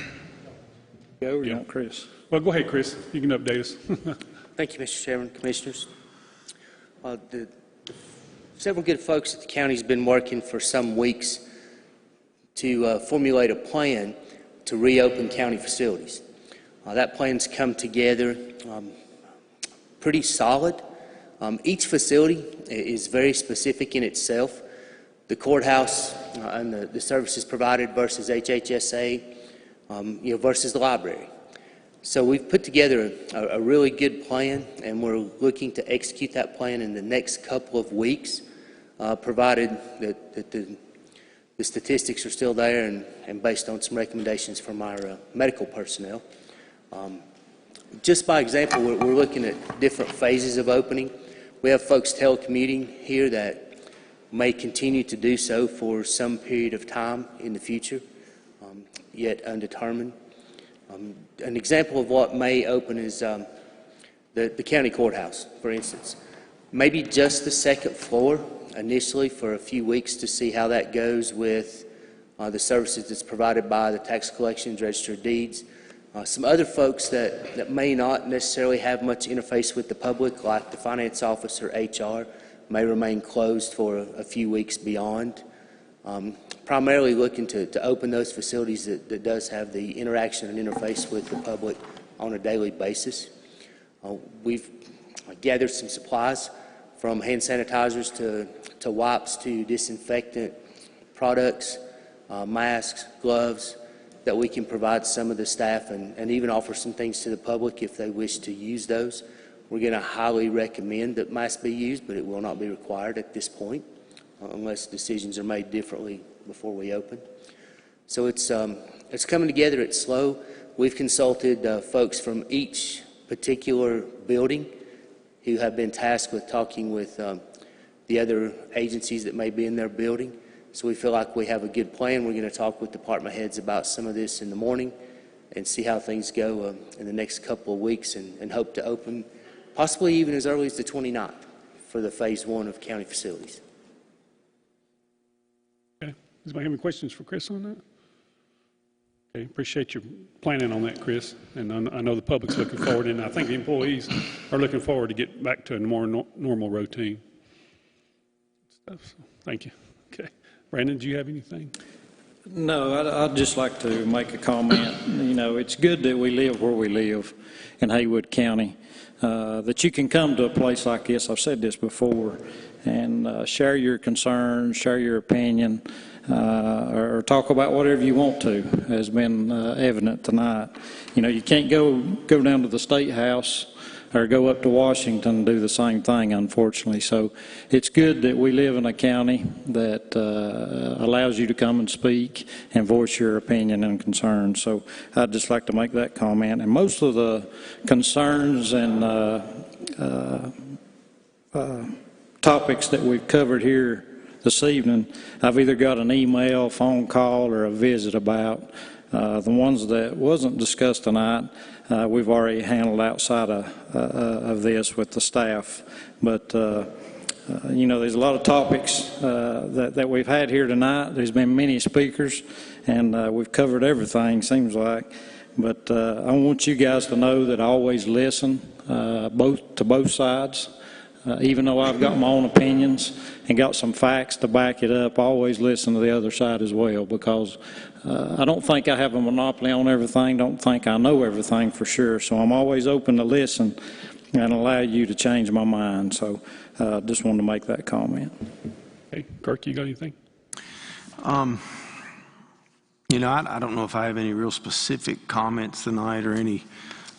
Sometimes you try to have answers for people's questions and for their comments, and so I guess just, you know, some of my thoughts going in the next few weeks and things that I'll be looking at and the comments that I took from people and their understanding, and most of those folks, you know, they make their individual comments and their beliefs, and I respect each person's individual comments and beliefs on certain things, but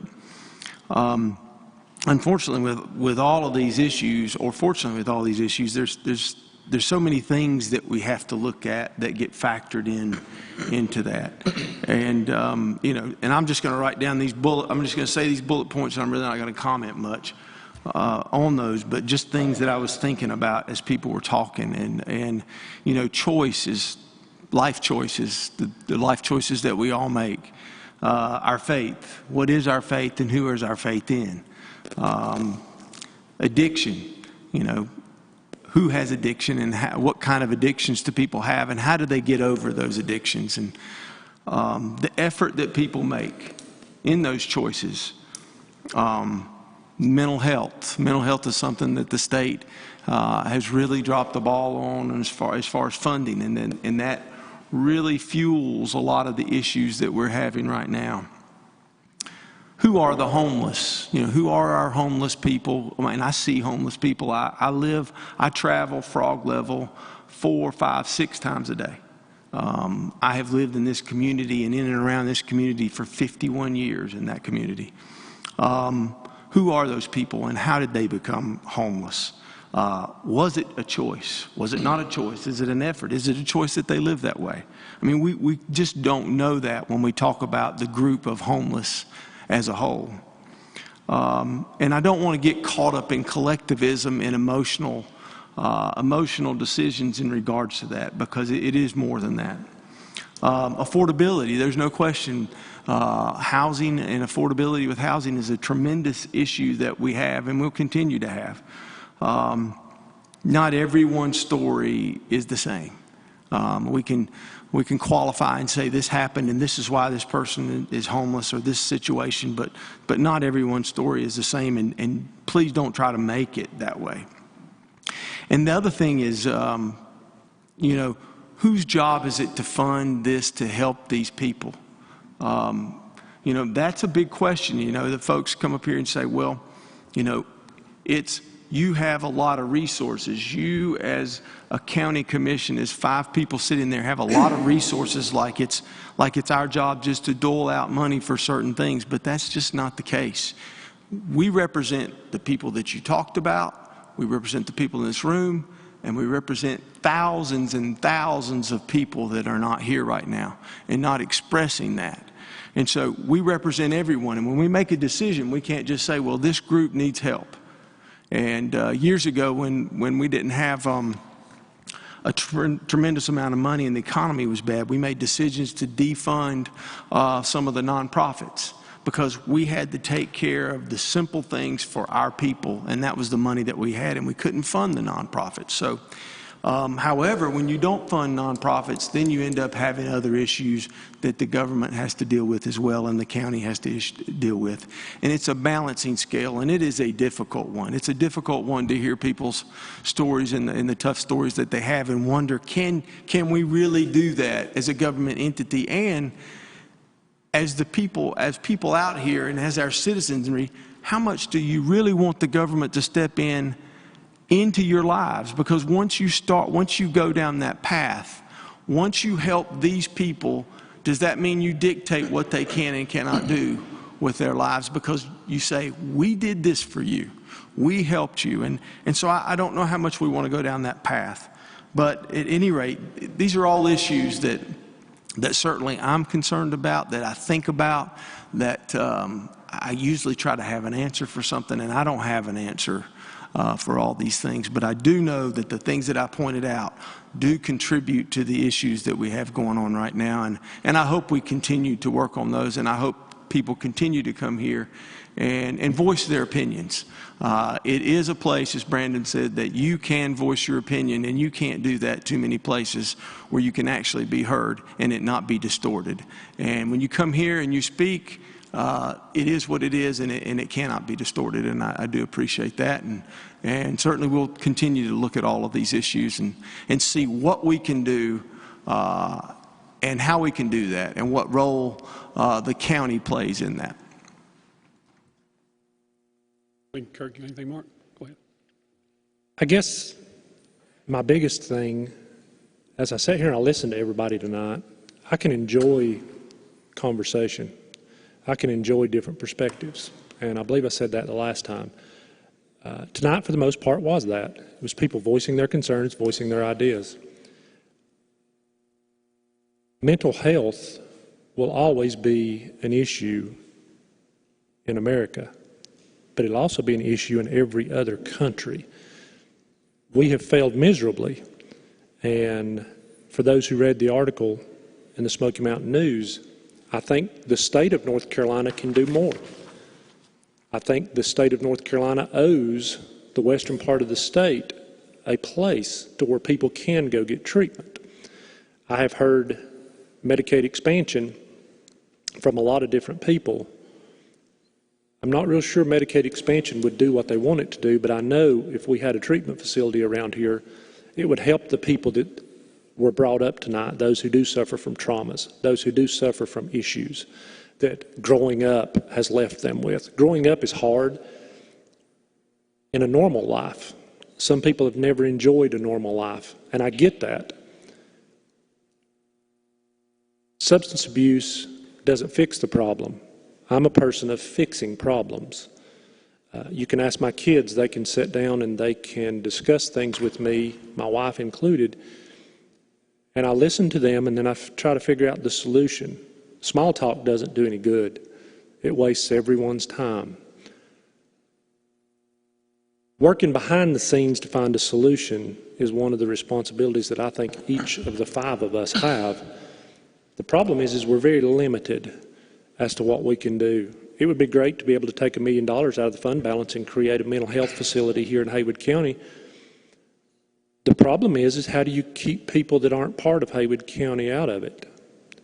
That wouldn't be any more right than any of the other ideas. People are going to come here seeking help if they thought they could get it for free. The state of North Carolina could help us. So far, that's not been something that has been brought up. I'm about accountability. If you tell me you're going to do something, do it. If you tell me you're going to bring something, bring it. I was in a meeting with Harm Coalition last week, and I'm still waiting on numbers. When I sit down and I make some of the statements that I do, a lot of people don't understand the statements I make. I'm looking for answers. The problem is I have to find the answers myself. All I want is the information. I see a larger picture. These other 4 gentlemen up here see a larger picture. I had no idea Haywood County had as many issues as it does, but I also had no idea that Haywood County had as many resources as it does. The problem is there's no organization for it. The folks in West Waynesville, Frog Level, you deserve to be able to go out into public. You deserve to be able to go out and enjoy your life. There's always going to be crime. I want to see it reduced because we're not doing anything to create it, to cause it to get worse. Does that mean all of these people that are here are criminals? No. We have criminals in Bethel. I have no homeless people that I know of in Bethel. If you leave a lawnmower setting out, it probably won't be there in the morning, and they're not going to mow with it. If they were going to mow somebody's yard, I'm okay with it. This is a struggle to figure out answers and try to understand. Finding answers is the goal here. And I appreciate everybody that did come out and speak. Sometimes sitting in this position, you get a lot of harsh comments or you get a lot of lashing out, and I tend to lash back. And sometimes that's not the best way to carry on a conversation. That's just the natural way for someone who has a very strong personality to react. So thank each of you for coming. And like I've always said, my phone number's plastered everywhere. And if you have any questions or you can give me any information, by all means, call me at any time. Okay, thank you, Mark. And I do appreciate everyone coming out, and I appreciate the courage everyone had to get up and speak. And I saw a lot of emotion, and we, everybody, come here and speak. You definitely get out of your comfort zone, and I really appreciate it. There's been a lot of meetings we don't have any public comment whatsoever. In fact, that was probably most of our meetings. So it seems like the last several meetings we've had some great public comment, and I just appreciate the citizens coming out to do that during this time. And I appreciate everyone's emotion and everyone's commitment to come tonight. And I also want to make a comment that we're very blessed in Haywood County to have a great law enforcement. Our sheriff does a great job. Chief Hollingshead, I don't know the new police chief, but he did a great job when he was there. All the municipalities, Chief Whitener, and now I believe it's Chief Gaddis, and then we had Chief Sutton in Maggie Valley, which I believe is Gilliland. Is that right, Brandon? And then Chief Troutman in Clyde. So we are very blessed in Haywood County with the law enforcement that we have. And so I just wanted to make a comment on that. And, you know, Kirk and I both work in a field where we see people that are coming here, and we do work for them, and when they're by homes here. And it's, we have a lot of people that are coming here because they feel safe in our community, and they love this community, and they love the homey feel I think the mountains have. And so we're very blessed in the community we live in. And I just want to thank everybody, like I said, to come out and get out of your comfort zone and be able to speak to everyone here tonight. So thank you all for coming out. Okay, I'm going to move on. I'll give you all a hand. Give everybody a hand. Okay, and then I want to move on to our administrative agency reports and presentations, and we do not have any of those tonight. And our next order of business is a discussion or adjustment to the agenda, and I'm going to add 7 items, 7, 8, and 9, and I think all the commissioners have those in your packet. So if you would look at those, I'm going to add those to number 7, 8, and 9 of the consent agenda. These are mostly housekeeping items that we usually do at the end of the year. And in fact, I wouldn't doubt if we might end up having another meeting maybe before the end year's out to maybe approve some things if we need to, Brian. You know, sometimes we can get 3 of us together if we need to do something. So if we need to do that, and occasionally we have to do that at the end of the year. So because the fiscal year ends here June 30. So the 7 items to add to the agenda are: number 7 will be to request approval of the State of North Carolina Department of Agriculture and Consumer Services annual agreement for the protection, development, and improvement of the forest land in Haywood County, North Carolina.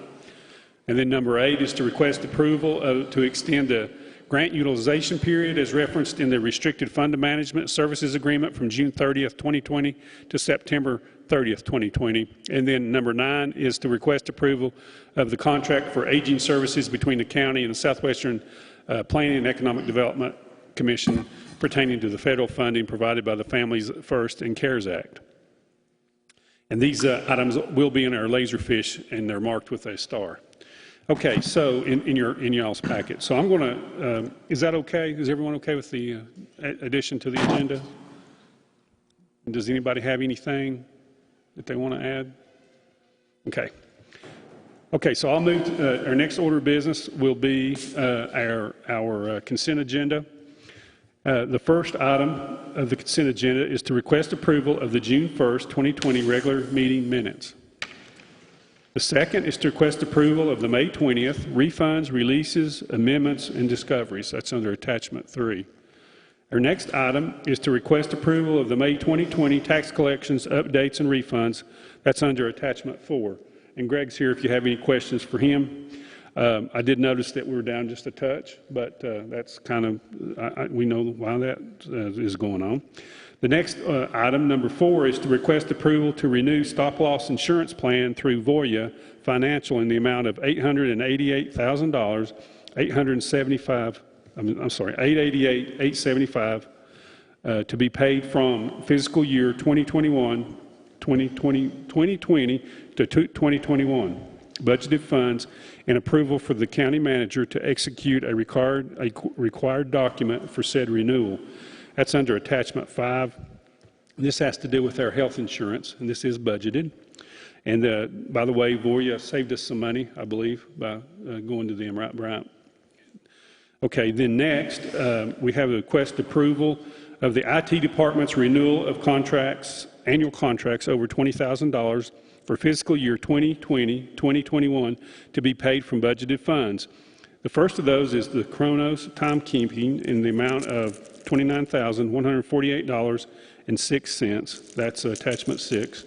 We have the next one is Laserfish in the amount of $29,595.12 under attachment 7.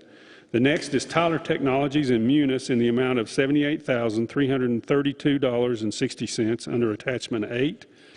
The next is the VMware in the amount of $23,331 under attachment 9. Next is to request approval of the budget amendments as the special revenue fund And this is the Junaluska, I think it says Lake Junaluska Sanitary District, but that's the Lake Junaluska Sanitary District, in the amount of $45,000 to increase the budget to reflect the annual amount of tax revenue collected through June 30th. That's under attachment 10. Next is the capital project fund, school projects, is to transfer $750,000 already approved to go to the school system to cover the cost of renovations for Annex 2 from the general fund to a multi-year capital outlay account, since the project may not be completed by June 30th. That's under attachment 11. Next is from the general fund, Health and Human Services Administration, is the Health Department, $79,475 to recognize the federal funds from the Division of Public Health Preparedness and Response Branch to support the public health emergency response to COVID-19. That's under attachment 12. And then the last one is from the general fund, Health and Human Services Health Department, the WNC Bridge Grant, $4,000 to recognize the grant awarded to the public health for emergency housing for Haywood County residents who need isolation or quarantine. That's under attachment 13. And then, of course, we have those 7 items that I've already gone over. Item 7 is the Department of Agriculture and Consumer Services Agreement. Item 8 is to request approval to extend the grant utilization period. And item 9 is to request approval for the contract for the agent services between the county and Southwestern North Carolina Planning and Economic Development Commission pertaining to federal funding provided through the Families First and the CARES Act. So does anybody have any, is that okay? Okay. Does anybody have any questions or comments on the consent agenda? That was a mouthful. Okay, hearing none, I'll entertain a motion that we approve the consent agenda. So moved. Is there a second?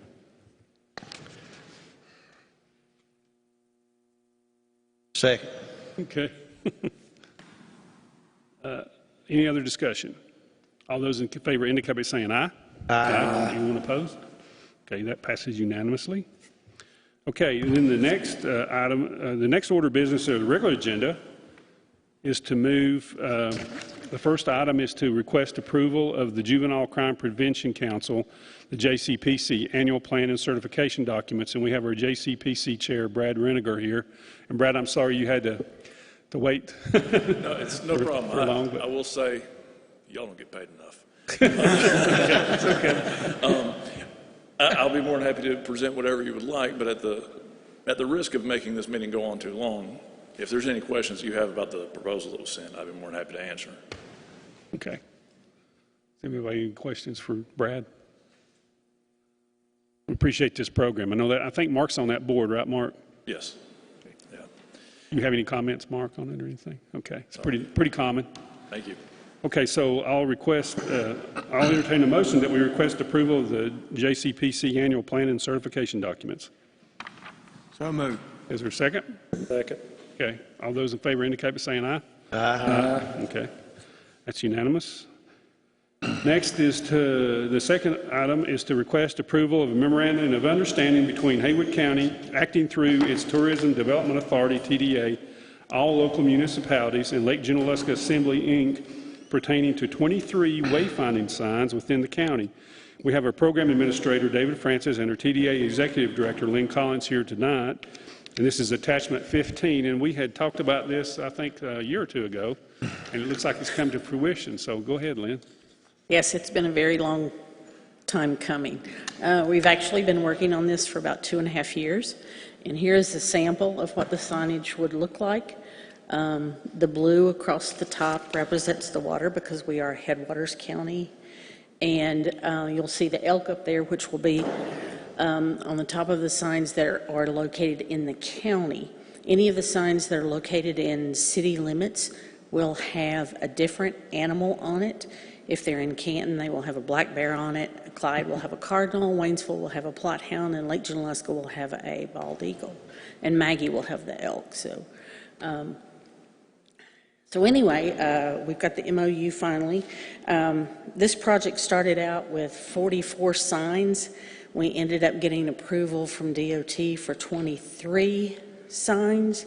That doesn't mean that we'll stop there. We can go back to the drawing board and try again to get those additional signs that we had hoped for.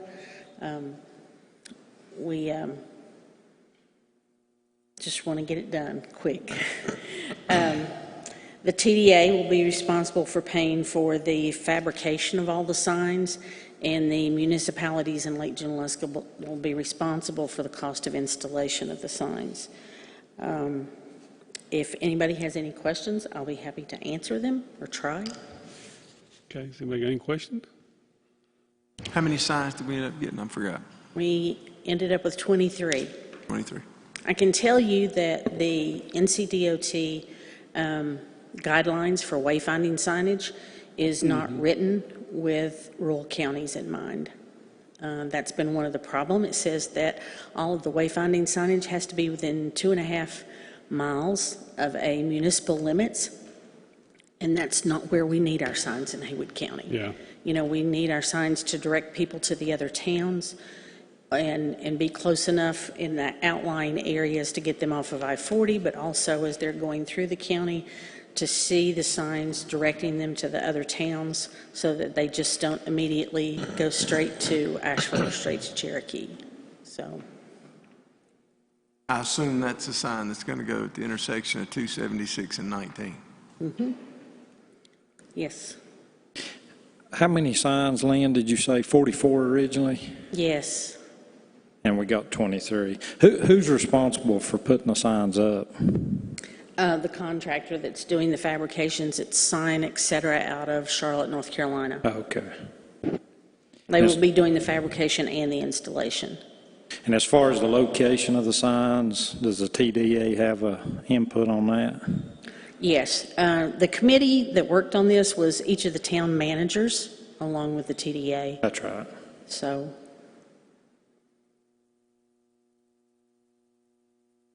looks good. the project is supposed to be hopefully completed with the 23 signs by October 1st. If you had so were there more locations that you'd like to put signs, but the DOT wouldn't allow it or something? Absolutely. Well, what if it's a private property owner and they allowed it? Could we do that? Could we work with the property owner? Because I tell you, I mean, being a surveyor, there's a lot of DOT right-of-ways where they just maintain from ditch to ditch, and they don't have right-of-ways. And I know a lot of those roads. Mm-hmm.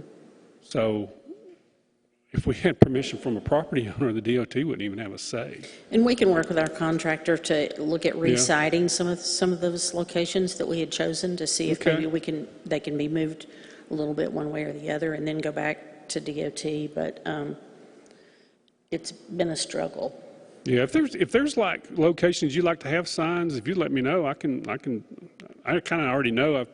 I've done the research throughout my years in the county, and I would know if hey, we just need to talk to this property owner, and maybe we can give them, I don't know, give them $100 or something, let us put their sign there or something. I don't know, or maybe they'll just let us do that for the good of the communities because because the DOT don't have right of way some places.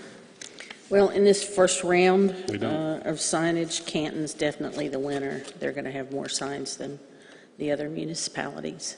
Yeah. Okay. So, I know U.S. Highway from Canton to Clyde, there's no right of ways. There's no recorded right of ways. They'll claim a right of way, but there's no recorded right of ways. So if you need any up and down through there, just get to the property owner. We'll show them. Anyway, that's just a thought. I'm being a rebel. Okay, anybody have any questions? Okay, I'll entertain a motion. Is that right? Larry Tracy, I need a motion to request approval of a memorandum of understanding between Haywood County, acting as its Tourism Development Authority, TDA, all local municipalities and Lake Junaluska Assembly pertaining to 23 wayfinding signs within the county. So can I have a motion for that? So moved.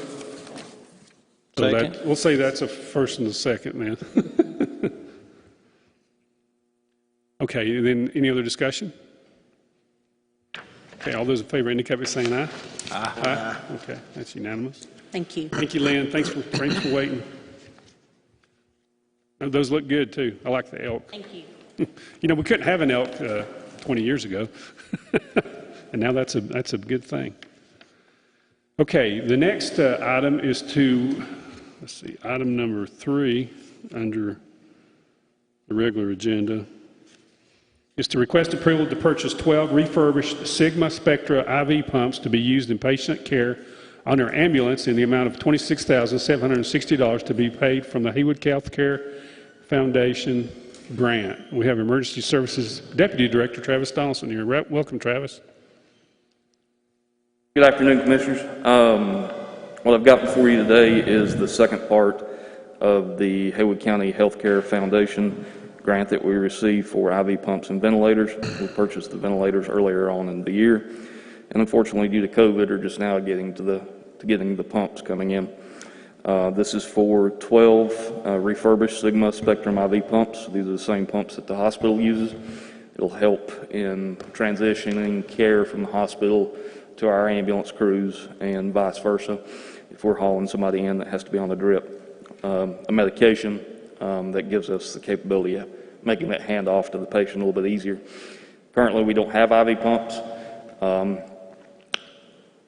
There are medications that we carry on the ambulances that are much better being maintained by machine as far as the actual dosage that the patient's receiving, and it improves our quality care for the patients that we're providing here in the county. Included in this is preventive maintenance program that'll last for 5 years, servicing these units. Coming from the Healthcare Foundation grant, there were also 3 quotes that were obtained as part of this. The only one that actually references the preventive maintenance program was the one from Willow Medical in Holly Springs, North Carolina. So requesting approval for $26,760 for the purchase of IV pumps. Okay. Does anybody have any questions for Travis? Travis, do we have these pumps on the ambulances now? No, it will be an increase in service. We do not have any right now. Appreciate the foundation doing that. That's great. I guess the other question I had, I know these are refurbished. I assume the refurbished are okay. Yes, sir. The company that we're looking at getting those from, they are refurbished. You cannot buy these brand new. They're an older model, but do come with a warranty as well as the biomedical agreement for the service for the next 5 years. A pump that is comparable is about twice the amount of money as compared to the refurbished units. We wouldn't actually be able to place them on all the trucks and have any kind of spares if we'd actually went with a different pump. As Commissioner Inslee said, that's nice that we can use that foundation grant to pay for those. So. Is there any other questions? Okay. Hearing none, I'll entertain a motion that we approve the purchase of 12 refurbished Sigma Spectrum IV pumps to be used in patient care on our ambulances in the amount of $26,760 to be paid from the Haywood Healthcare Foundation grant. So moved. Okay, is there a second? Second. Any other discussion? Okay, all those in favor indicate by saying aye. Aye. Anyone opposed? Okay, that's unanimous. Okay, the next is to request approval of the budget amendment for public safety in the amount of, for EMS, $26,925 to appropriate the balance of the Haywood Healthcare Foundation grant to go toward the purchase of 12 IV pumps and a 5-year service contract for the pumps, and that's under attachment 7. Go ahead, Travis. Do you need to comment on that, or is that the same? That's the same. Okay. Okay, does anybody have any questions about that? From Julie, maybe? What's the discrepancy there on the? I think that's just the balance. Is that right? Yes, there was a slight difference in what was the balance on the grant versus the cost of the pumps. It was a couple $100 difference there. Oh, I see, yeah. Any other questions? Okay, I'll entertain a motion that we approve the budget amendment for the for EMS, $26,925 to appropriate the balance of the Haywood Healthcare Foundation grant to go towards the purchase of 12 IV pumps and a 5-year service contract for the pumps. So I'll entertain that motion. So moved. Second? Second. Okay, any other discussion on that? Okay, all those in favor indicate by saying aye. Aye. Okay, that's unanimous. Okay, next is the request approval of a resolution to purchase a replacement ambulance from a piggyback exception to competitive bidding process from Precision Rescue Vehicles in the amount of $167,916 to be paid by $150,487 from insurance proceeds and $10,429 from the fiscal year 2019-2020 budgeted funds. Travis, you want to talk about that? Okay.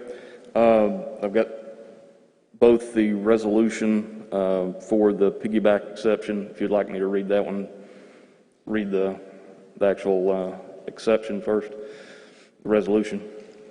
Is it very long? I'm sorry. It's a page. No worries. What this is the replacement of an ambulance that was wrecked back in the earlier part of the year on an icy road, slid backwards, damaged the box, actually did structural damage. So this is the replacement of that unit through insurance processes going back and forth. The unit was totaled out. So currently, Precision Rescue Vehicles has a unit that is in their production line that they had slated to be a demo unit that we're looking at purchasing through this resolution, as well as y'all's approval for the purchase.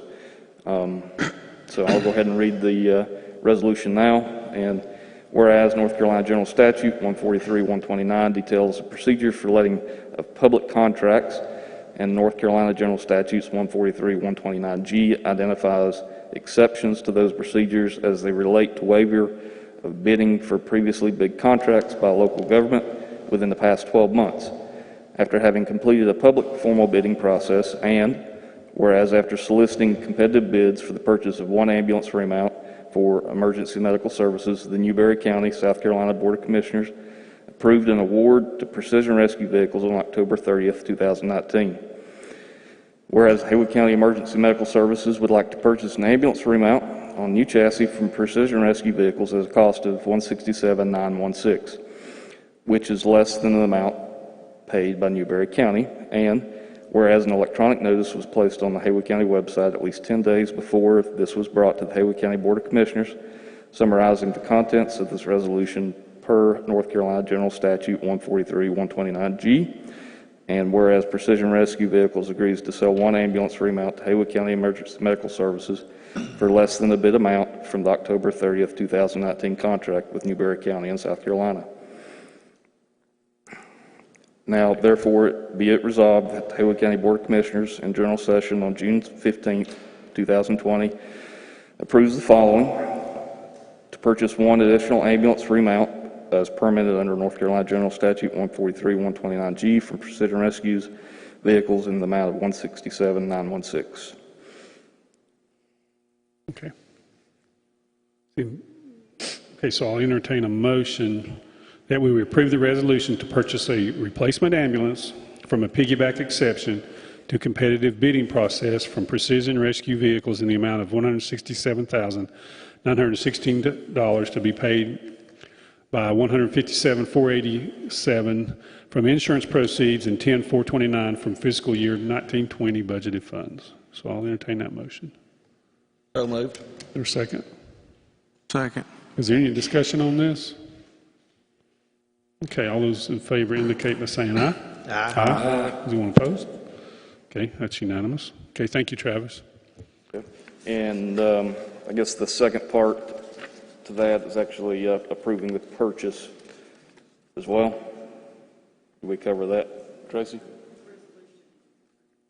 Okay, all right, making sure we're good. Great. So that handles the budget amendment, Julie, right? That handles I'm sorry, that handles the budget. This resolution handles the budget amendment for that? Oh, okay. Okay. Thank you. Okay. Okay, thanks, Travis.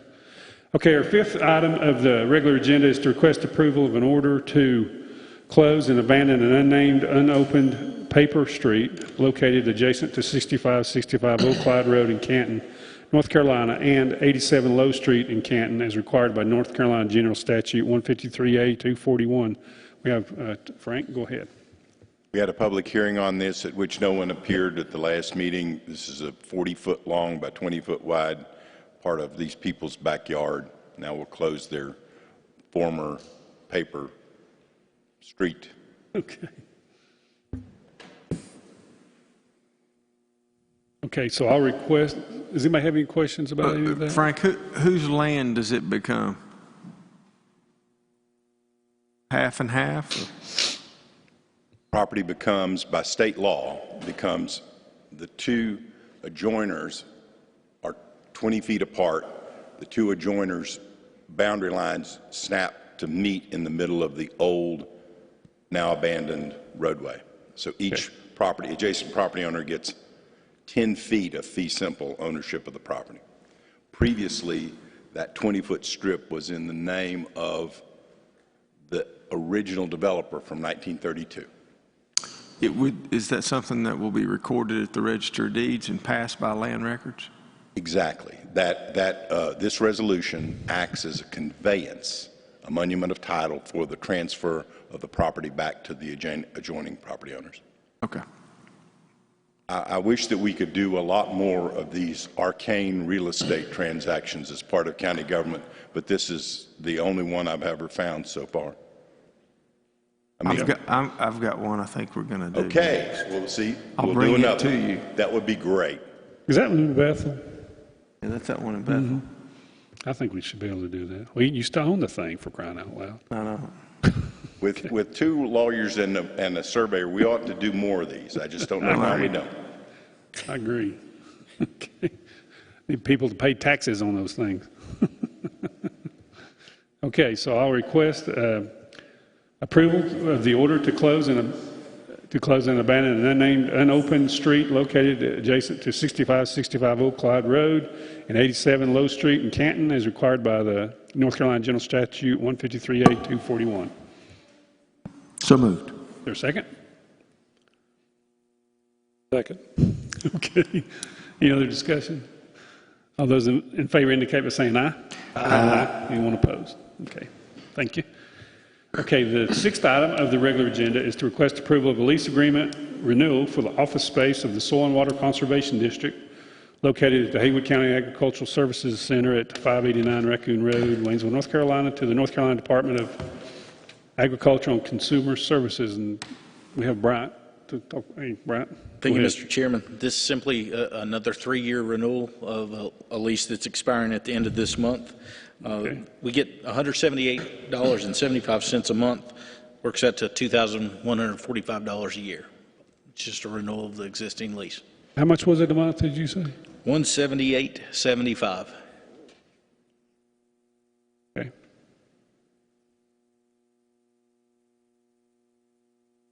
Okay, I'll entertain a motion that we approve the lease agreement renewal.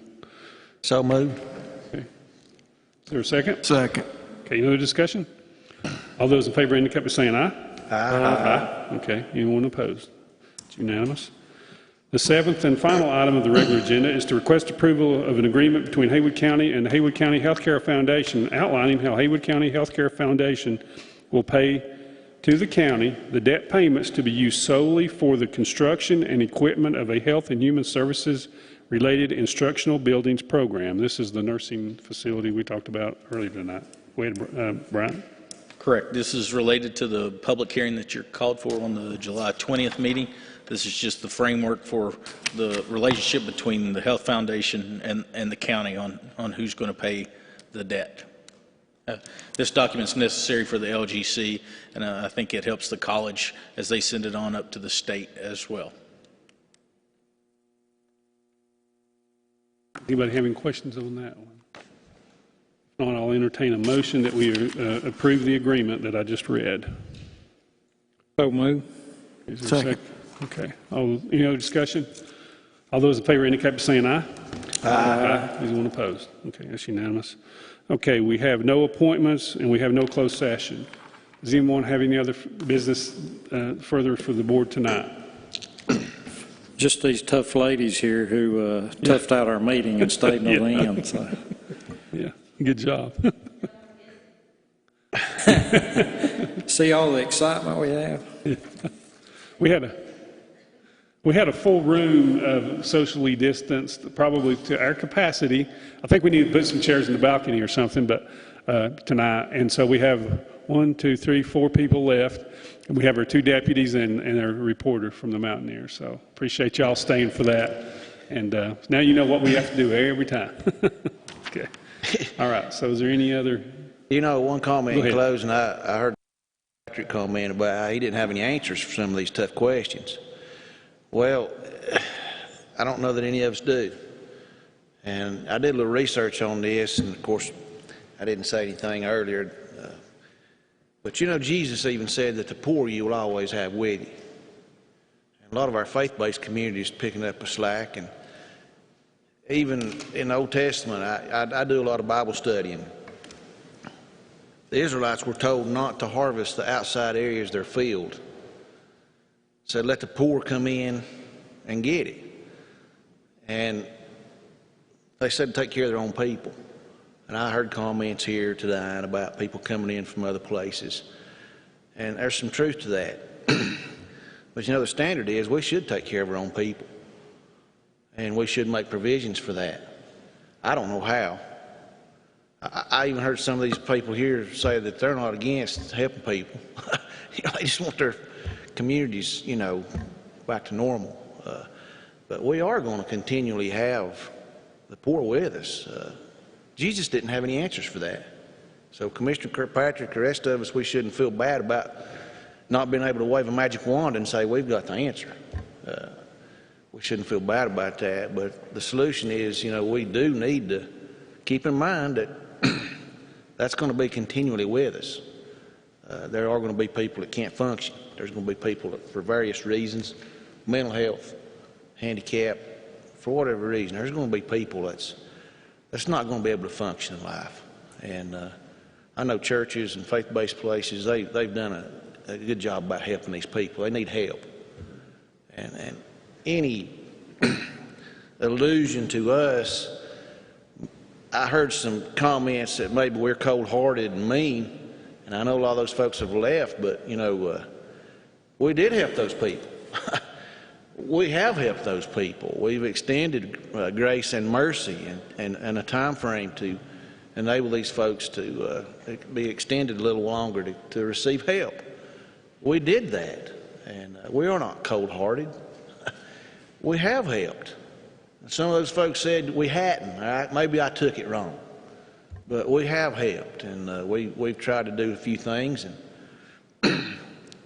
again, I wish we had all the answers, but we don't. Yeah, I will say that, you know, I donate to Open Door, Pathways. I've donated time and finances, and I've started on Haywood Christian Ministry Board, and there is a huge need in the community for these services. And unfortunately, a lot of our nonprofits during this time of COVID, their thrift stores, which is their main source of income, were not able to operate. And so I would encourage everyone in the community to maybe consider giving a donation to some of the nonprofits in our county that do this work, because they haven't been able to generate income where they have been able to generate income to serve the people. And I know that even though they haven't, they're still doing a pretty decent job of helping the folks out there. And so, you know, we do help. And I'm always amazed at how many people do help our community. And it's amazing, really, when you look at it. So. Does anybody else have anything further? Okay. Well, you have to come up here. I'll let you say one thing. How's that? Since you've been here. Good things come to those that wait. I mean, the homeless kind of hits home to me, because my father chose to be homeless in Buncombe County. And we went together as family to get him off the street, because we didn't want him living, you know, on the streets of Asheville. But that being said, you know, that my heart goes out to those people, because there is something going on, whether it be mental addiction, addicted personality, what have you. But there again, when I was young, growing up, you knew who the homeless people were, or the street people, or Bill White Shoes walking the street, You knew who they were. You don't this day and time, and it does. It scares me. I mean, I can be out in my yard and somebody be walking down my street, and I don't know it from a hill of beans, And, Jesus did get out and walk among the sinners and the people. But, some of these people that have come in here are not grateful for what has been given to them. And it just kills me to come through Frog Level and see like they've had a food fight with food. Apples, orange, bananas, whatever, just strewed all over the street. And, that's so ungrateful. I know I said more, but thank you all for what you do. You're appreciated, and we all pull together, we can do something. Right. That's right. But if we pull apart, we fail. Thank you for coming tonight. Okay, is anything else anybody got? Yeah, I'll entertain a motion. We adjourn. So moved. Second. All in favor, indicate by saying aye. Aye. Okay, we're adjourned, and everybody stay safe out there.